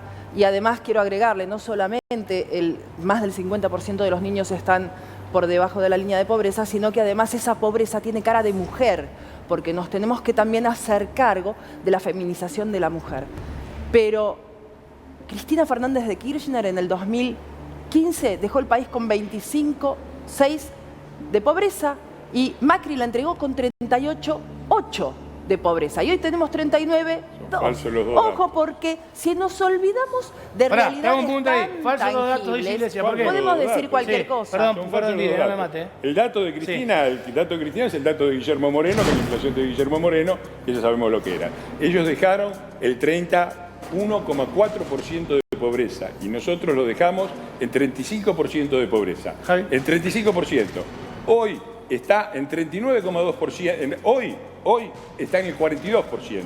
El segundo semestre del 2019, que es lo que registró el INDEC, 39,2%. Y ese dato de 39,2%, ya que se acordaban de la del gobierno asesino de la Rúa y la Alianza y todo eso, era del 38,3%. Cuando estos señores prendieron fuego el país para derrocar un gobierno constitucional y hacer el desastre que hicieron, la pobreza era 4 puntos menor que hoy y 1 punto abajo de lo que registró el INDEC. Vamos a cosas tangentes, vamos a lo que ahora realmente le preocupa al que nos está mirando, porque el que nos está mirando los escucha y dice, con esta discusión no vamos a llegar a ningún lado. Yo creo que a la gente que nos está escuchando lo que le interesa es saber de qué manera se le puede poner plata en el bolsillo a la gente para poner en funcionamiento todo lo virtuoso de la economía. Yo creo que hay varias herramientas de las que todavía no se ha echado mano y si vos me permitís, Juan, creo que hay que mencionar un par de cosas. Vos sabés que en su momento nosotros presentamos el proyecto de nuevas deducciones de ganancias de la 4ª categoría. Y hasta hace un rato estaban hablando acá de los alquileres, que entre otras cosas deberían ser deducibles del impuesto a las ganancias, ¿sí? Estando debidamente documentados y facturados, si nos dieran bolilla con el proyecto de ganancias nuestro. Eso aliviaría enormemente los recibos de sueldo que están cargados de retenciones de impuesto a las ganancias. Porque yo lo que reitero, Juan, una vez más, es que acá cuando hablamos de bajar la carga tributaria, a quien hay que bajarle la carga tributaria es a las personas, es a la gente, es al que camina por la calle, ¿me entendés? Es a ese, no es a las empresas y mucho menos a los exportadores cerealeros. En este caso, la realidad es de quien hay que ocuparse de la gente. Otra forma, ¿sí? Otra forma de ponerle plata en el bolsillo a la gente. Acá se le pone el pie en la cabeza para contener la inflación a los salarios. Yo creo que la verdad que si hiciésemos paritarias libres, podríamos empezar a equiparar esta suerte de injusta distribución de la riqueza y del crecimiento de la economía, como el que hemos tenido el año pasado, por encima del 5%, y podríamos estar distribuyendo esa rentabilidad de otra manera y haciéndola llegar a los bolsillos de la gente. Hacemos un punto ahí vemos después que responde Fernando, ¿verdad? Ahí está. Atención.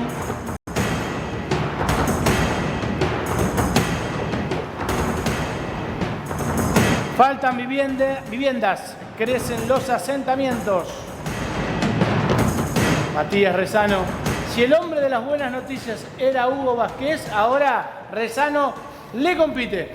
Muy buenas noches, Juan. Placer de saludarte. Esto que hacías mención tiene lugar en la provincia de Misiones, donde vos decías, crecen los asentamientos, incluso en las calles y en las avenidas. Aprovechando el poco tránsito de vehículos y de personas, comienzan a ganar la calle los asentamientos, hecho con casas precarias, de lona, madera, incluso también, como decía anteriormente, con alguna chapa, pero lo que justamente refleja esta cuestión es la falta de vivienda. Ustedes hablaban de los alquileres y de la vivienda propia. Bueno, el mayor reflejo de la falta de la vivienda propia tiene lugar en la provincia de Misiones y por eso Cáritas Posadas Argentina comenzó a realizar una iniciativa solidaria recaudando fondos en cada misa a partir del 11 y 12 de septiembre y la idea es construir 30 viviendas. Obviamente que los representantes de dicha organización dicen que esto es un parche a una acción que tendría que tomar justamente la ausencia del Estado cuando la solidaridad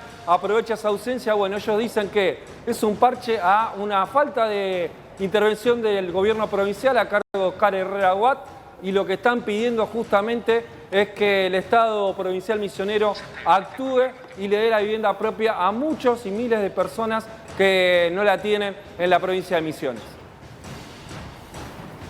Seguimos con nuestro debate. A ver, Javi. Sí, quería aprovechar a Fernando a una semana de que Mauricio Macri haya decidido dar un paso al costado y en medio de, bueno, lo que es ya la previa a la conformación de espacios. ¿Cómo ves a Juntos por el Cambio y si pensás que todavía estos debates que se generan, bueno, pueden hacer peligrar teniendo un sector que viene creciendo bastante y que disputa votos, como puede ser este fenómeno libertario, liberal, como se lo quiera llamar. No, mirá, lo veo con optimismo. A mí me parece que la oposición tiene las mismas discusiones que debe tener, porque hay dentro de un acuerdo general sobre un país diferente, un país en donde la gente viva de su trabajo y de su esfuerzo y de su mérito y gane un buen salario, no que le pongan plata en el bolsillo. Que viva en un país donde pueda trabajar y ganarse la plata que llega a su bolsillo. Porque esta idea de poner la plata en el bolsillo de la gente para la perilla que hacía girar la economía es la que nos trajo en 20 años hasta acá. Y yo creo que en esto de la economía y en el funcionamiento de las instituciones, en la necesidad de castigar la corrupción y de que haya una justicia independiente, la oposición tiene un enorme acuerdo. Hay diferencias sobre cómo lograrlo, hay diferencias sobre la velocidad y la profundidad de los cambios, y es bueno que haya discusión para que la gente, cuando vaya a las PASO, decida cuál de los opositores lo representa mejor. Eso no es desunión, hay que diferenciar, y en la Argentina es muy difícil, lo que es unidad de lo que es unanimidad. La unanimidad es lo que nos ha llevado a esto, la idea de un salvador que viene con ideas a revolucionarlo todo, al salvador de la patria. Eso ha terminado en los dictadores militares que manejaban todo porque eran el hombre fuerte. Eso ha terminado también en los líderes populistas del peronismo, la verticalidad, y acá uno alinea todo. Nosotros no queremos eso, creemos que eso ha fracasado, creemos que es buena la discusión, que es buena la abundancia de liderazgos, y después es la gente la que tiene que decidir democráticamente. Ahora, Fernando, ¿hubo un acuerdo? Te pregunto si lo hubo, podés decirme que sí, si no, quizás no lo hubo. ¿Hubo un acuerdo en esta nueva figura de Mauricio Macri de que los candidatos de Juntos por el Cambio, que el ataque en esa previa, en la interna, no sea un ataque personal, como diríamos en el boxeo, que sean arriba del cinturón las piñas? Sí. Porque eso quizás molesta demasiado al que está del otro lado. Se matan todos, se tiran de todo. Salvo alguna excepción, no, yo no he visto. ¿Cuál? Ahora hay que saberla. ¿Cuál es el excepción? No, porque por ahí también fue alguna mía. Pero no, yo no he visto golpes por abajo del cinturón, no he visto golpes, he visto discusión. Tenemos seguramente, a ver, los dos grandes candidatos, creo yo, está bien, yo estoy en el PRO, no quiero subestimar al radicalismo, que es un partido muy importante. Pero creo que tranquilo, lo viene haciendo hace mucho tiempo, así que no. No, de ninguna manera, lo respetamos mucho y siempre les hemos dado. Yo acabo de defender, no sé si me escuchaste, al gobierno de la Rúa. Los correligionarios no lo defienden, yo lo defiendo siempre. Me parece que los dos grandes candidatos hoy, sin duda, si uno lee un poco las encuestas, son Patricia y Horacio.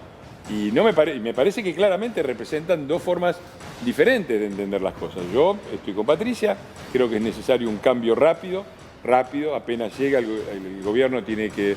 No hay espacio para más gradualismo. ¿Qué diferencia Patricia de Horacio? Eso, la velocidad y la profundidad del cambio.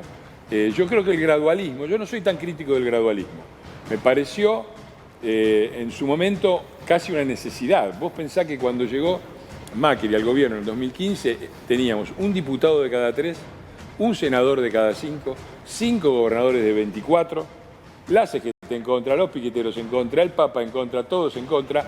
Era difícil hacer un cambio. El Papa, metiste la bolsa al Papa. Y sí, el Papa, ¿tenés alguna duda? El Papa fue el gran gestor de este gobierno. Entonces, era muy difícil con tan poco poder político y con una alianza recién conformada hacer un cambio rápido. Eso ha cambiado.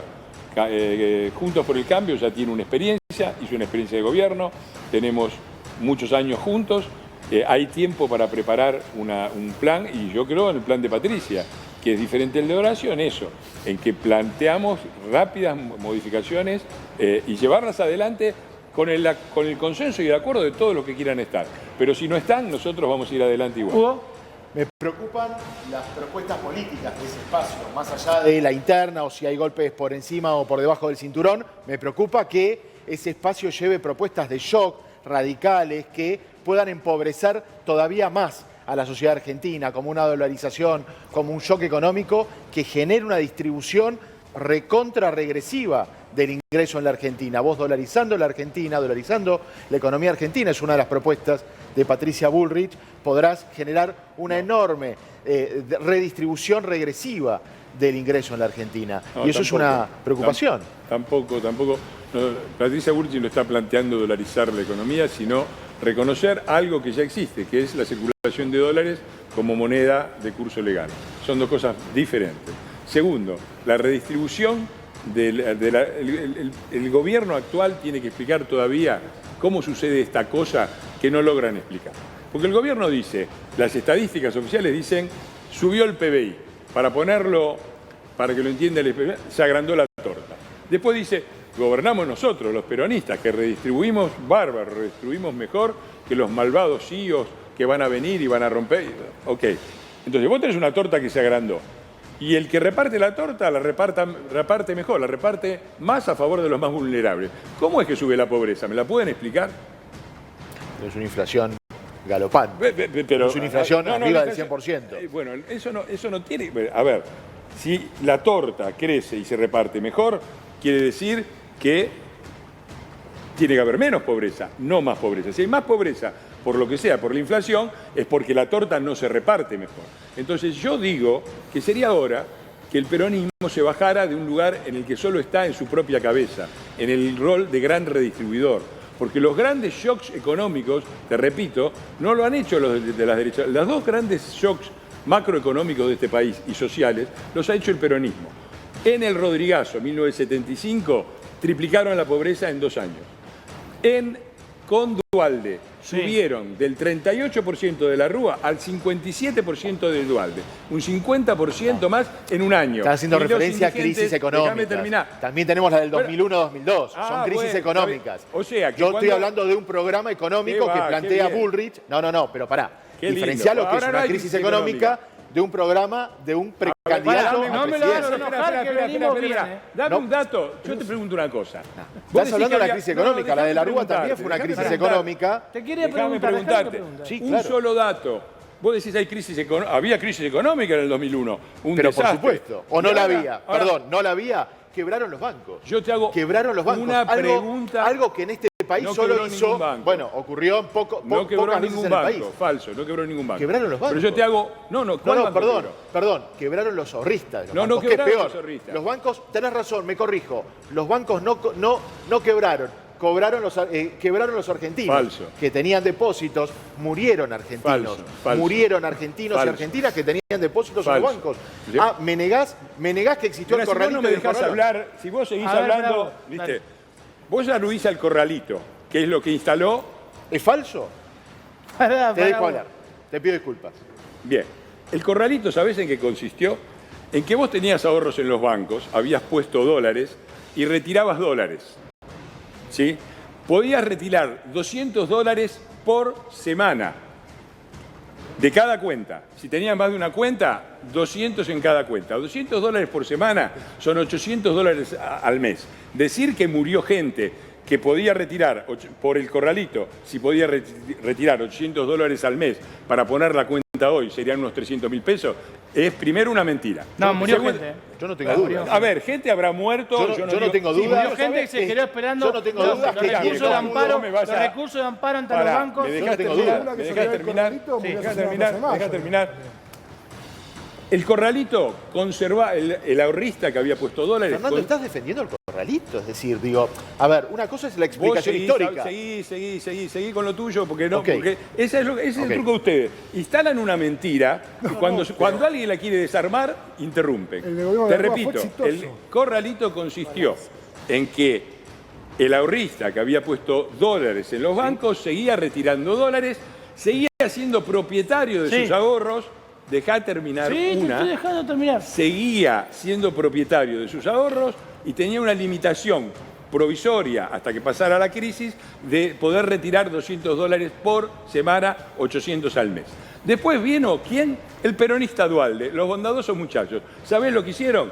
Asumieron diciendo, el que puso dólares recibía dólares y se lo especificó. Y al que puso dólares le bajaron, valía 4 y se lo dieron a 1,4%. Y los dólares, ¿sabés a quién se lo dieron? A los bancos, mientras cantaban la marcha peronista, Duhalde.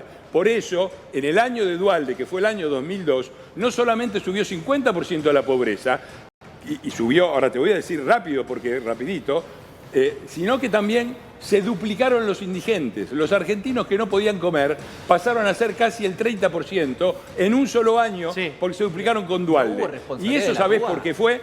Porque la inflación del año 2002 fue del 42%. Y la inflación de alimentos fue del 74%. ¿Sabés cuánto le dio el gobierno de los grandes compañeros de distribuidores de la riqueza a los salarios y a las jubilaciones?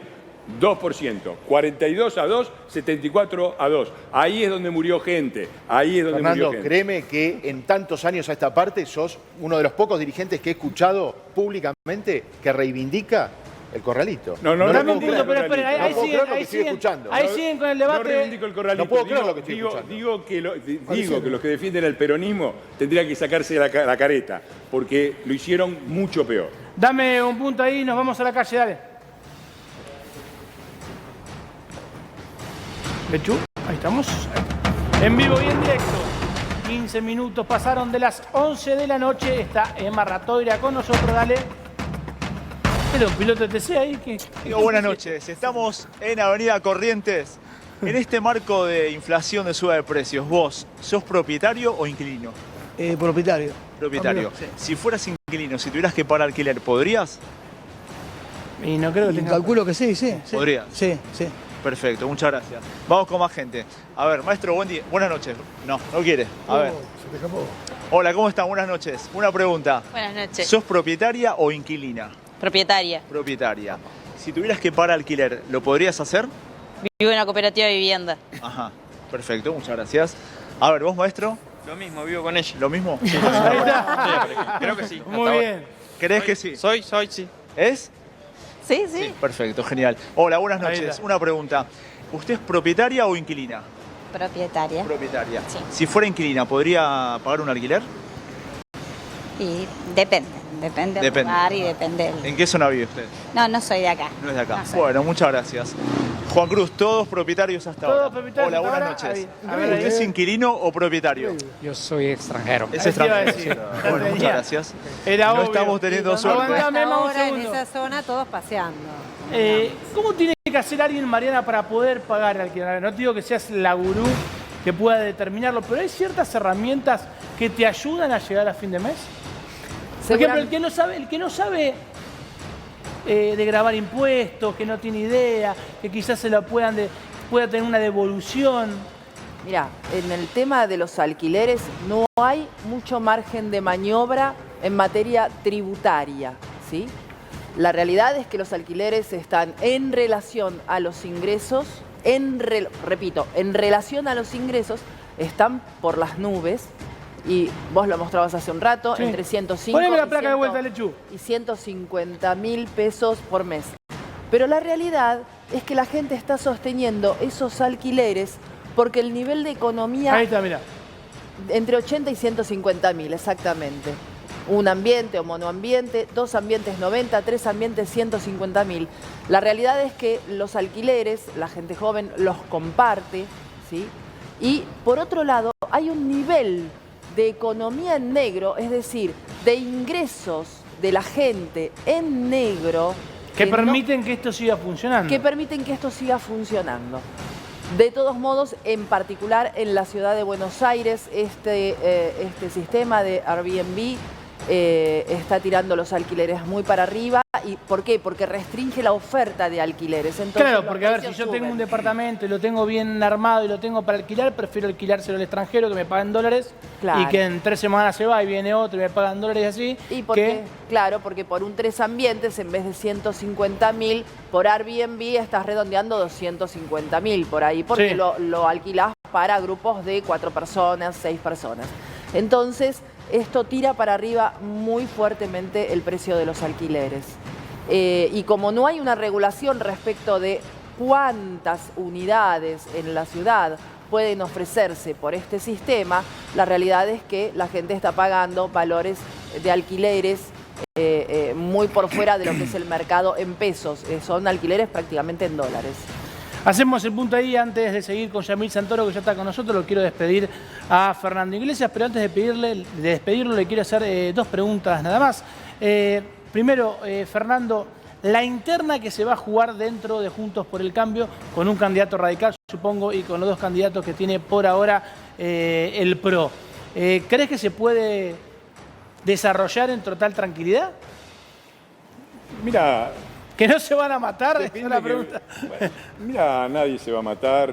Ninguno de los partidos que integran nuestra coalición, Juntos por el Cambio, tiene tradición en la violencia política. No somos nosotros los que tenemos nada que ver con la violencia. En provincia no me animaría a decir lo mismo. Mira, yo hasta donde yo sé, yo no he visto ni patotas sindicales del radicalismo, ni AAA del PRO, ni montoneros con la coalición cívica. Así que la violencia política no nos pertenece, la repudiamos y la vamos a seguir repudiando. Así que no veo por qué nos vamos a matar, ni muchísimo menos. Vamos a discutir a veces fuerte, yo soy un discutidor fuerte, pero leal, y creo que, te repito, me parece que es importante que haya diferencia de opinión, que haya unidad, pero que no haya unanimidad. Las unanimidades argentinas no han sido buenas. ¿Crees que Mauricio Macri va a jugarse por algún candidato? Mira, creo que Mauricio ha dicho una frase que me parece que me representa y creo que representa a todos, sobre todo, no digo que solamente, pero sobre todo representa a quienes apoyamos la candidatura de Patricia Bullrich, que es somos el cambio y no, o somos el cambio o no somos nada. Claro. Ese yo creo que es la posición de él, no creo. Después es una cosa que tendrá que decidir él. Pero lo que está claro, también lo dijo Macri con absoluta claridad, que el próximo presidente va a ser el presidente. Es decir, que no vamos a otra vez a lo mismo que acabamos de ver del presidente Salberto, pero la que maneja las cosas es Cristina. No, o sea, no va a pasar. El presidente, si el presidente fue el futuro presidente del PRO, no es que va a estar Mauricio Macri en las sombras. No, va a estar como lo que es una persona con experiencia, con enormes lazos con el mundo, que puede ayudar mucho al próximo gobierno, que en un momento puede dar seguramente un consejo si se lo piden, pero de ninguna manera va a ser el gran tirititero. Eso sí que fracasó. Fernando, muchas gracias, un placer. Gracias por no enojarte. Ahí está. Yo no me enojo, me hacen enojar. Ahí está, bueno, buen punto de Fernando Iglesias, agradeciéndole por estar con nosotros. Ahora nos vamos a un último momento.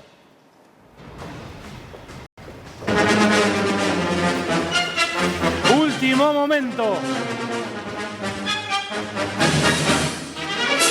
Exclusivo.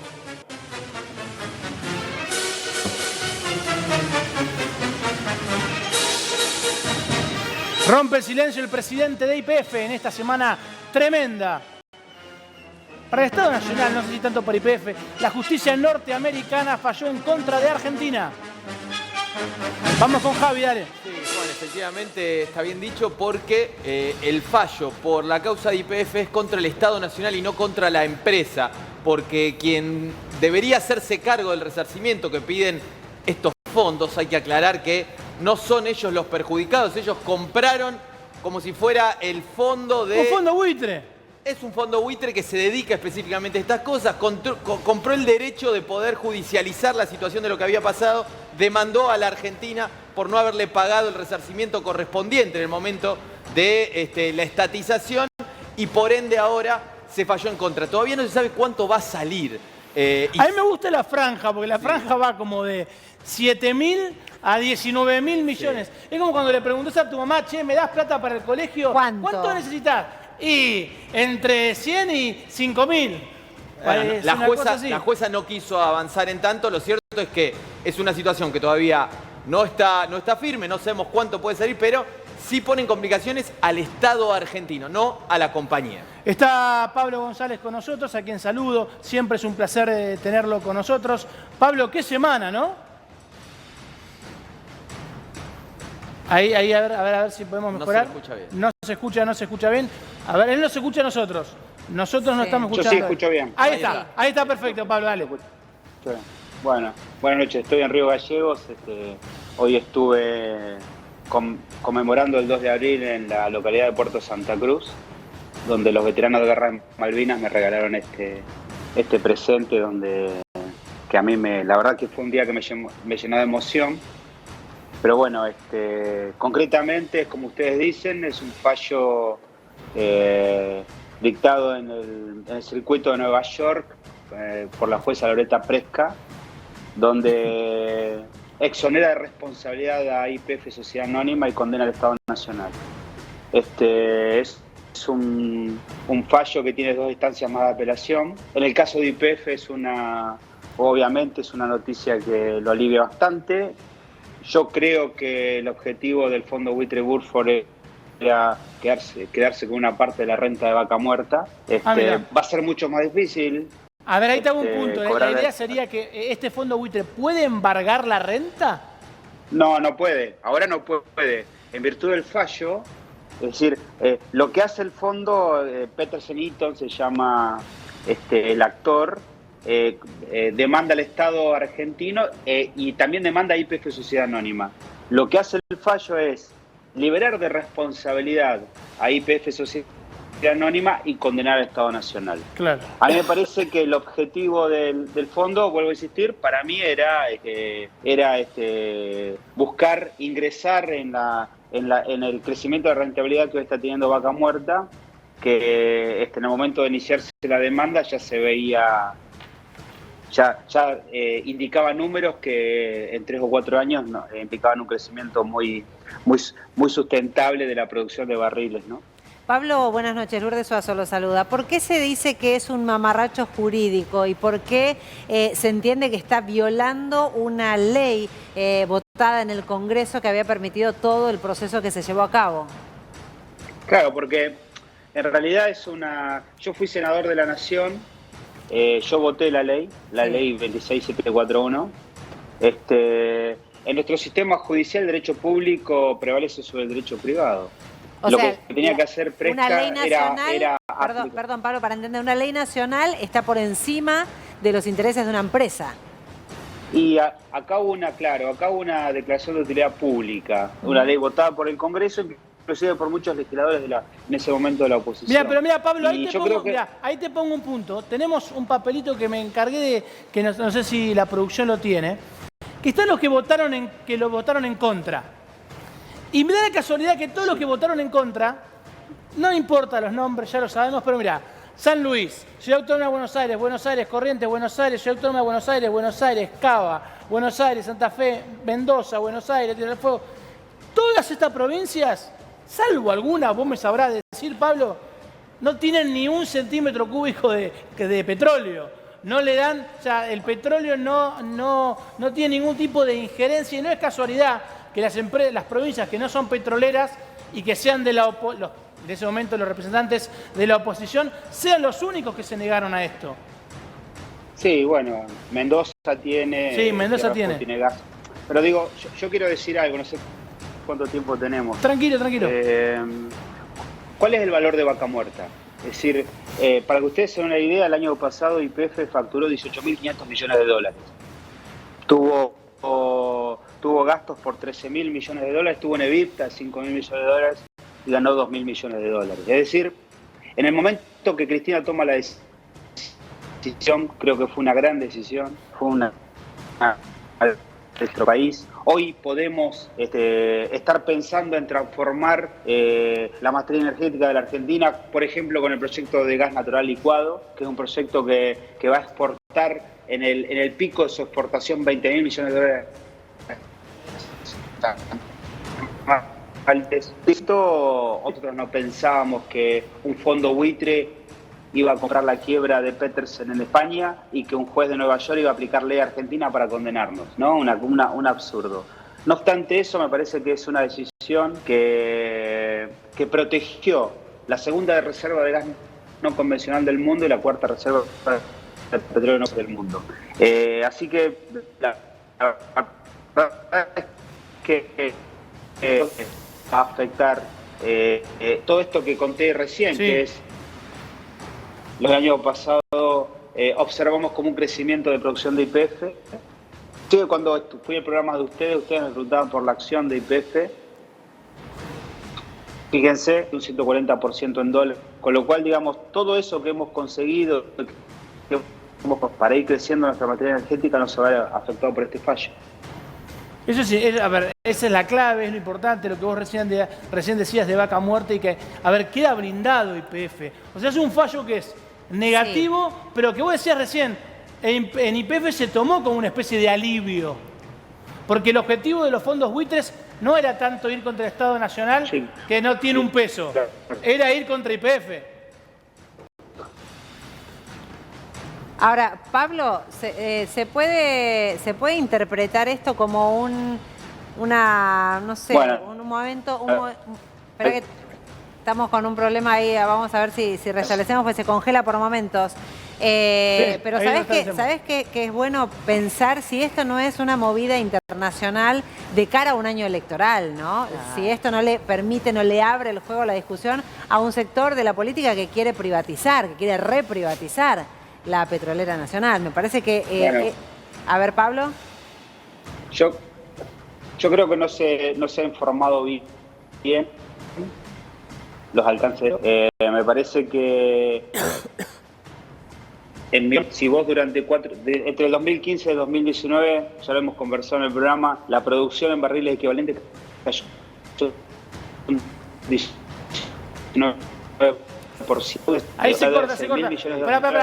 Ahí se corta, Pablo. Aguantamos un segundo que cortamos, ahí te volvemos a llamar. Un segundito nada más, porque se corta la comunicación y ahí volvemos. Pero es clave lo que está diciendo. YPF quedó blindada. O sea, porque se entiende que el fondo buitre lo que quería ir por, obviamente, las ganancias que se obtengas de Vaca Muerta. Claro. Porque de ahí te asegurás cobrar. Del Estado Nacional no sé si te asegurás cobrar. ¿Vos te reías recién, Yamil Santoro? No, el delirio de plantear de que un juicio de 20.000 millones de dólares tenía algún tipo de intencionalidad electoral.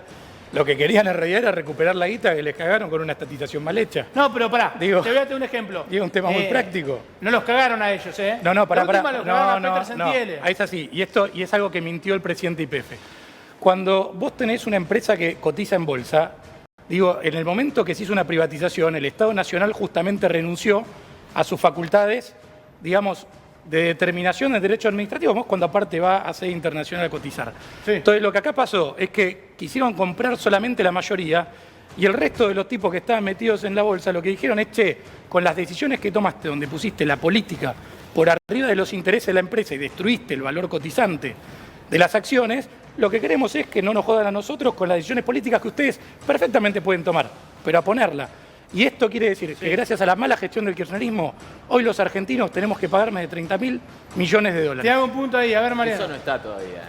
Primero que nada Eso no quisiera está, decir y volver a aclarar algo que ya se dijo antes, y es que el monto, por más que hablemos de 30.000 millones, no está dicho en ninguna parte. No sabemos exactamente cuánto es. Por lo tanto, cuando hablamos de sumas grandilocuentes, tengamos cuidado con lo que vamos a decir, y si hablamos de 30.000 millones de dólares, estamos hablando de cosas monstruosas que a cualquiera le asustan. El monto no está definido.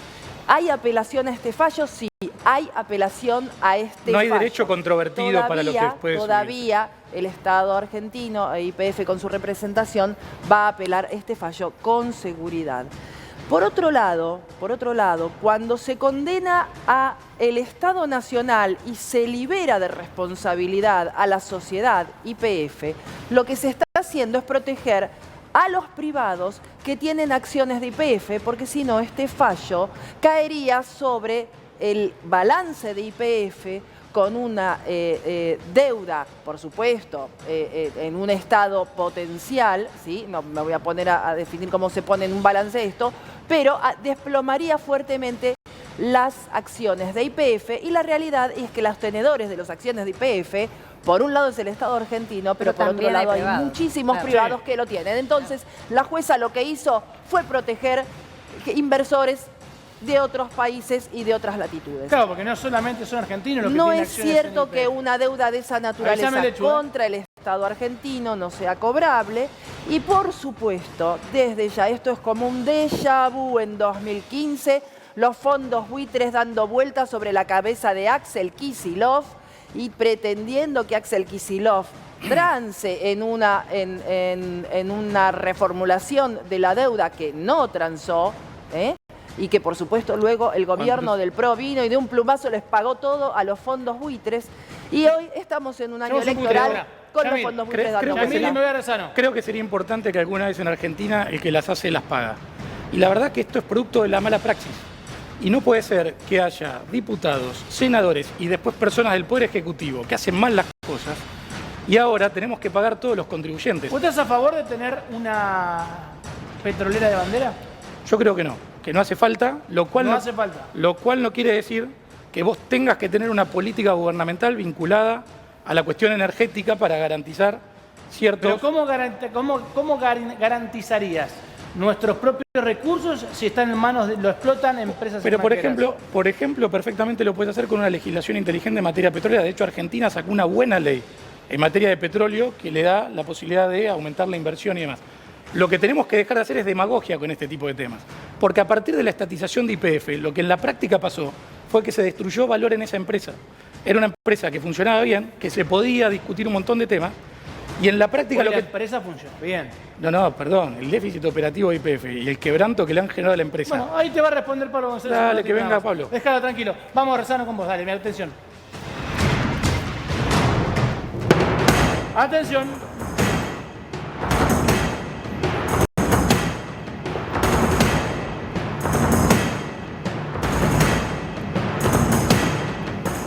Vía libre a la mega minería.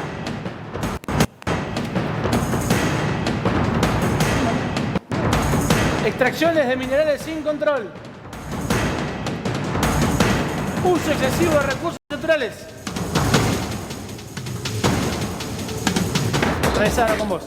Juan, esto sucede en la provincia de Río Negro. Hay varios proyectos justamente que se están dando en forma simultánea y no cumplen con los requisitos, pero tampoco se llevan a cabo los controles correspondientes. Uno tiene que ver en Ingeniero Jacobasi, el proyecto se llama Calcatreu, que tiene que ver con el vinculado a la explotación de oro y plata. Otro en Balcheta con el uranio. Y hay un tercero muy curioso que se le llama hidrógeno verde y que tiene lugar en 625.000 hectáreas en un área nacional protegida, pero de todas maneras se lleva a cabo. Esto es en la meseta de Samuncurá.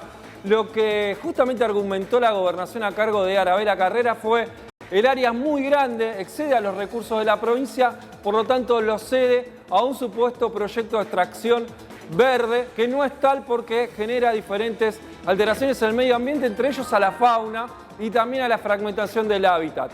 Por último, tiene lugar todavía, y esto viene desde hace mucho tiempo, lo que se le llama el fracking, que es la explotación de gas y petróleo en forma no convencional con fractura hídrica, lo que implica un uso excesivo del agua, que es un recurso natural.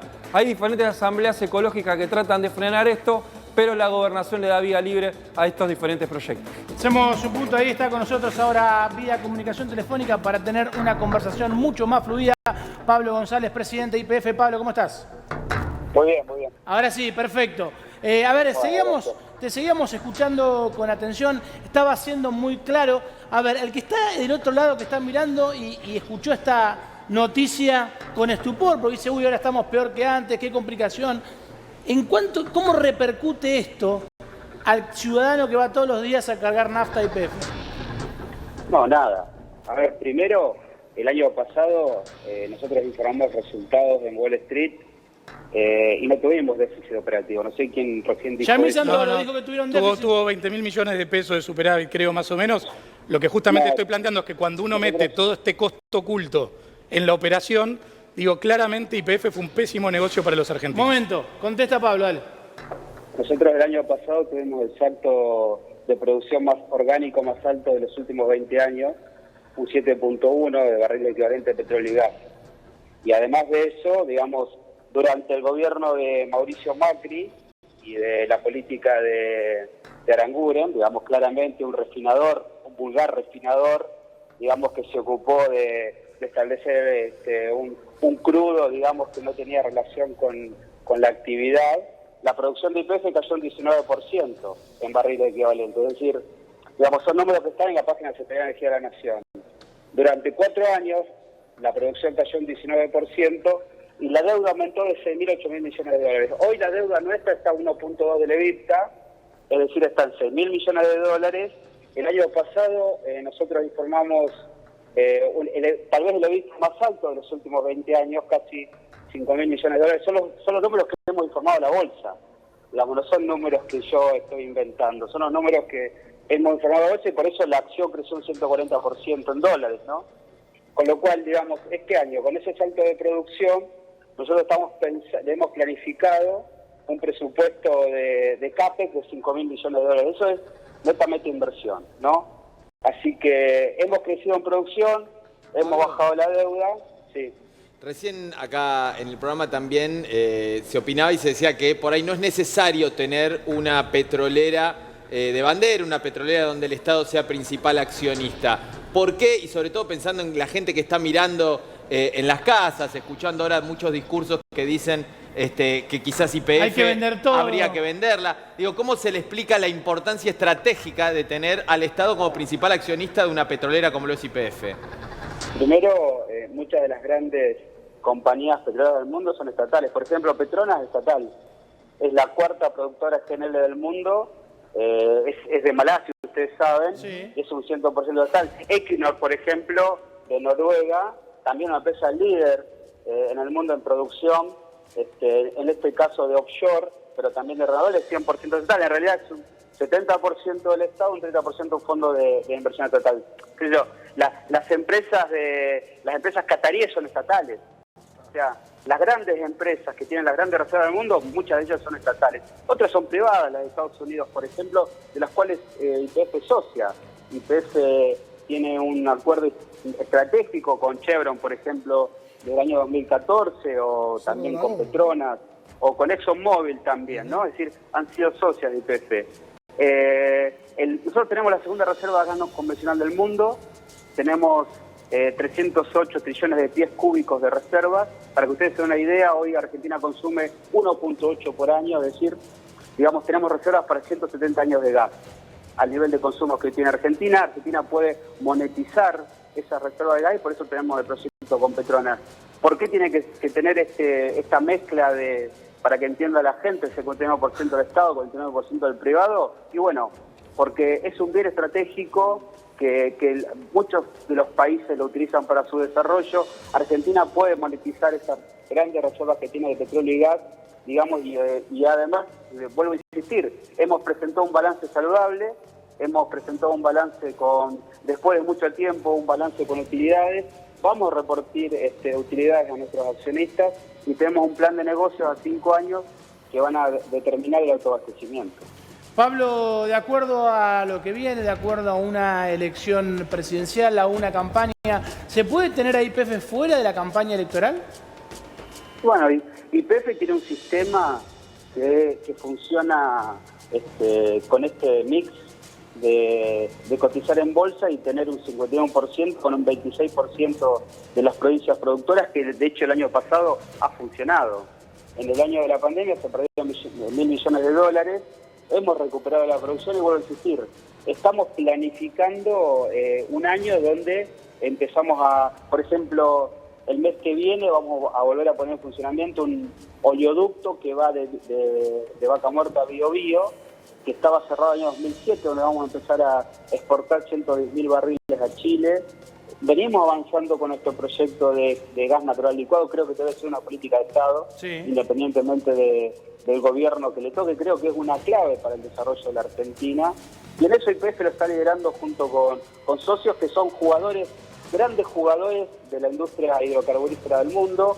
Estamos invirtiendo también en energías renovables, somos los segundos productores de energías renovables de Argentina. Sí. Así que creo que el sistema está funcionando, creo que este sistema donde las provincias son socias, donde el Estado son socios y además se cotiza en bolsa está funcionando, y me parece que estos proyectos van a determinar que sigamos creciendo como lo hemos hecho el año pasado y que lo hemos informado a la bolsa. Pablo, la última pregunta que te hago, que tiene que ver más que nada con las cuestiones políticas internas, ¿crees que los buitres están afuera o están adentro? ¿De dónde? Del país. ¿Están adentro o están afuera? A ver, Bulford es un fondo buitre, compró una quiebra, digamos, obviamente no creo que le interese el bienestar de los argentinos y que la gente argentina esté mejor, ¿no? Es decir, claro, es muy raro que nosotros estemos discutiendo en Nueva York. Bueno, tenemos el juicio de Maxus.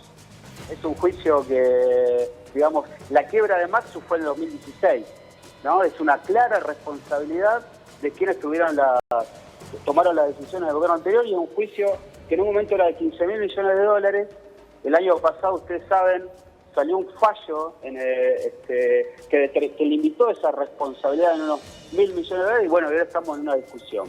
Así que YPF claramente está mucho mejor, su economía está saneada, y no lo digo yo. Digamos, hay que ver los informes que nosotros estamos presentando en la Bolsa de Comercio de Buenos Aires cada 3 meses. Ya digamos que hay transparencia en los datos y estos datos que yo estoy diciendo son los que se han informado, ¿no? Pablo, transparencia en los datos y YPF está saneada. Me quedo con esa frase final. Muchas gracias, Pablo, y buen regreso a Buenos Aires. Muchas gracias. Y ahora que está Mariana Galva, mira, escucha esto, Mariana, mira.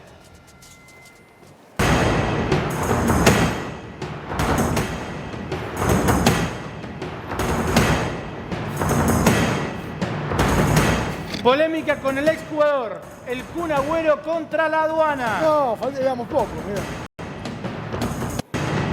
Mirá, esto es así. El Kun Agüero hizo un video con Ibai Llanos, el streamer mega mundial, donde él contaba, ellos están trabajando en un proyecto, la Kings League, donde... Trabajando, ok. No, trabajan, le va muy bien. Sí. Transmiten, digamos que transmiten. Es otra cosa, Ahí sí. No, la Kings League es una liga de fútbol. La liga, es una liga de fútbol. La final, el Final Four se jugó en el Camp Nou y lo que hablaban sobre el tema de la indumentaria. Entonces Ibai Llanos le dice, che, pero podés traer indumentaria de Cru. Cru es el equipo del Kun Agüero. Y dijo, no, a la Argentina no la puedo llevar. Y pasaba lo siguiente, mirá. Yo creo que todos los que trabajan en la aduana tendrán todo ropa de marca, tendrán todo con relojes. Seguro. Y sí, boludo, ¿qué hacen con todas las cosas que No tienen lo ahí? sé, no lo sé. ¿A dónde va cuando está...? Le pregunta a Ibai, Cuando lo retienen en las Ahí te aduanas, pongo un ¿qué punto, pasa para ahí? un punto antes de entrar en lo que sigue ese video.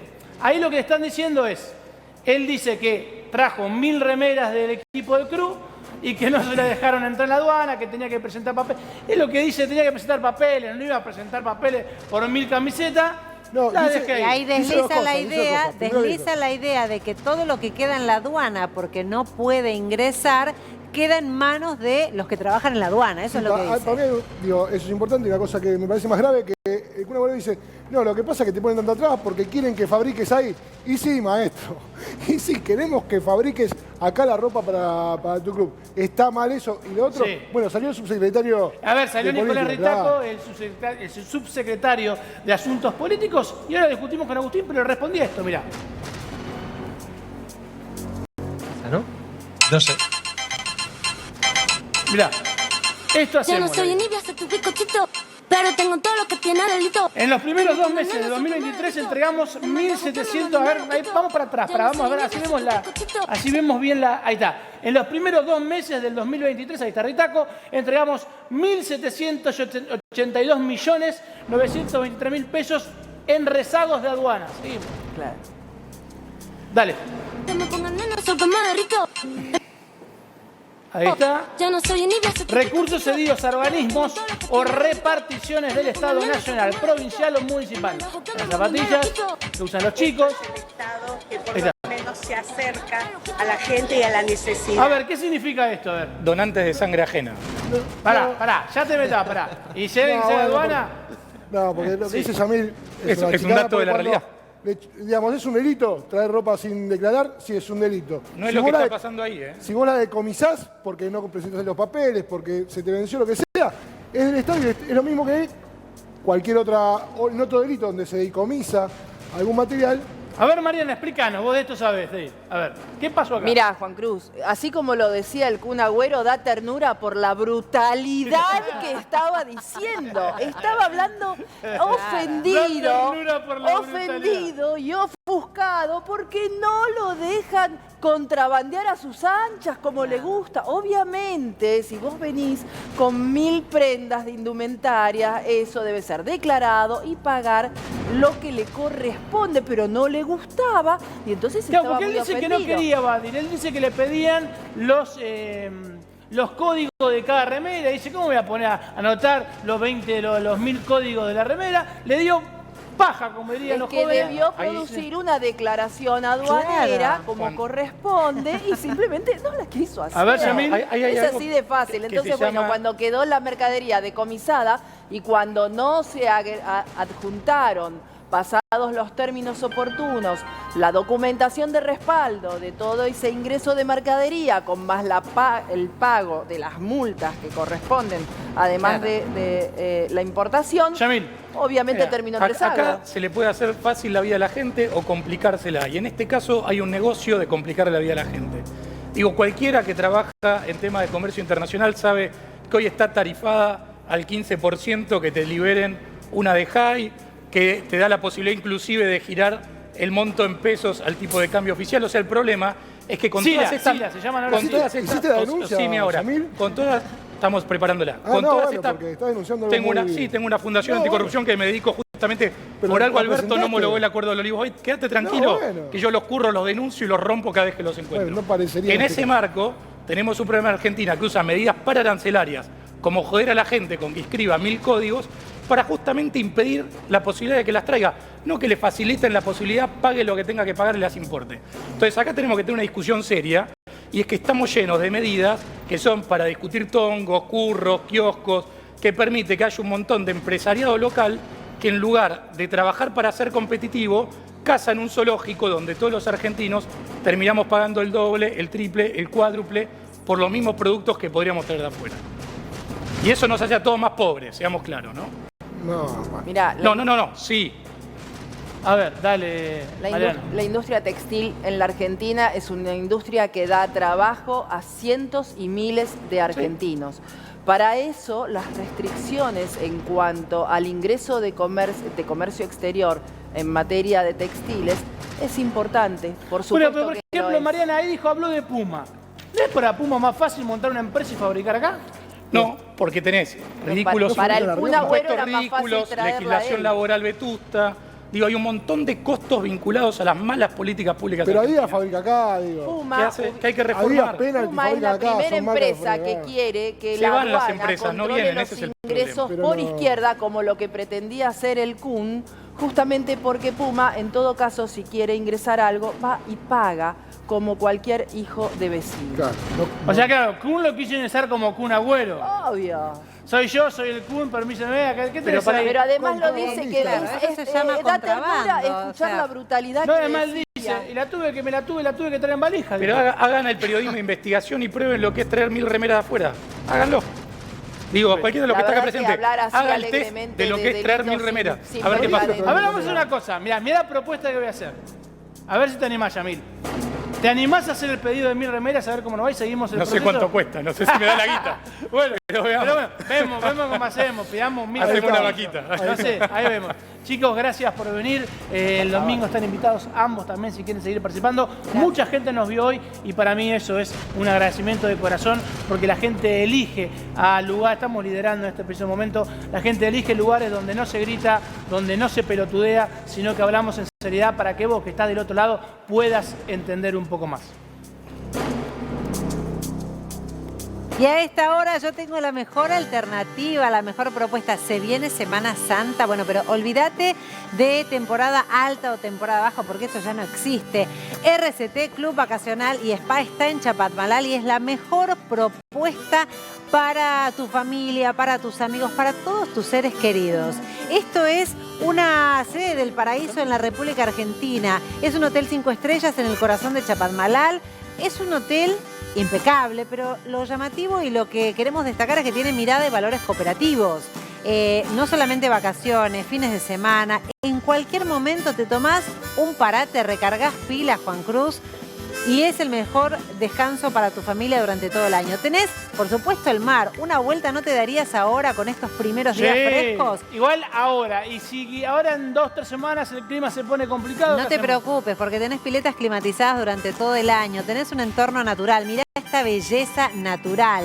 Para todas las edades tenés recreación, ¿eh? Los chicos la pasan bomba desde los primeros meses de edad, desde los primeros años en estas unidades que estás viendo. Estas son las unidades, los departamentos, son pequeñas casas que están allí. Y fíjate, los chicos hacen si la gente excursiones. va a Chapa, ¿te puede encontrar?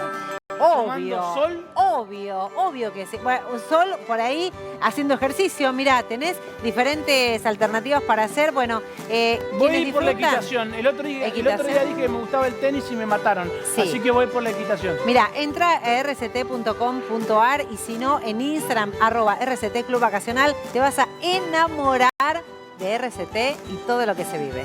Bueno, nosotros nos despedimos. Quiero agradecer. Siguen viniendo candidatos a presidente, sigue viniendo gente que realmente quiere discutir. Hoy tuvimos un notón con el presidente de IPF que eligen Punto Cero, que eligen estar en este lugar porque saben que llegamos a todos lados, que llegamos a todo el país y realmente eligen un lugar donde no se editorializa, donde no se baja línea y simplemente preguntamos para que vos entiendas. Gracias, Susi, placer. Chau. En Carrefour, el ahorro es gigante. Hasta el lunes, hasta 20% de descuento y 12 cuotas sin interés en productos seleccionados de Electro. 10% de descuento en un pago en todo Electro. 80% de descuento en la segunda unidad de cristalería. Además, 50% de descuento en la segunda unidad de remeras y buzos. Compra también en carrefour.com.ar.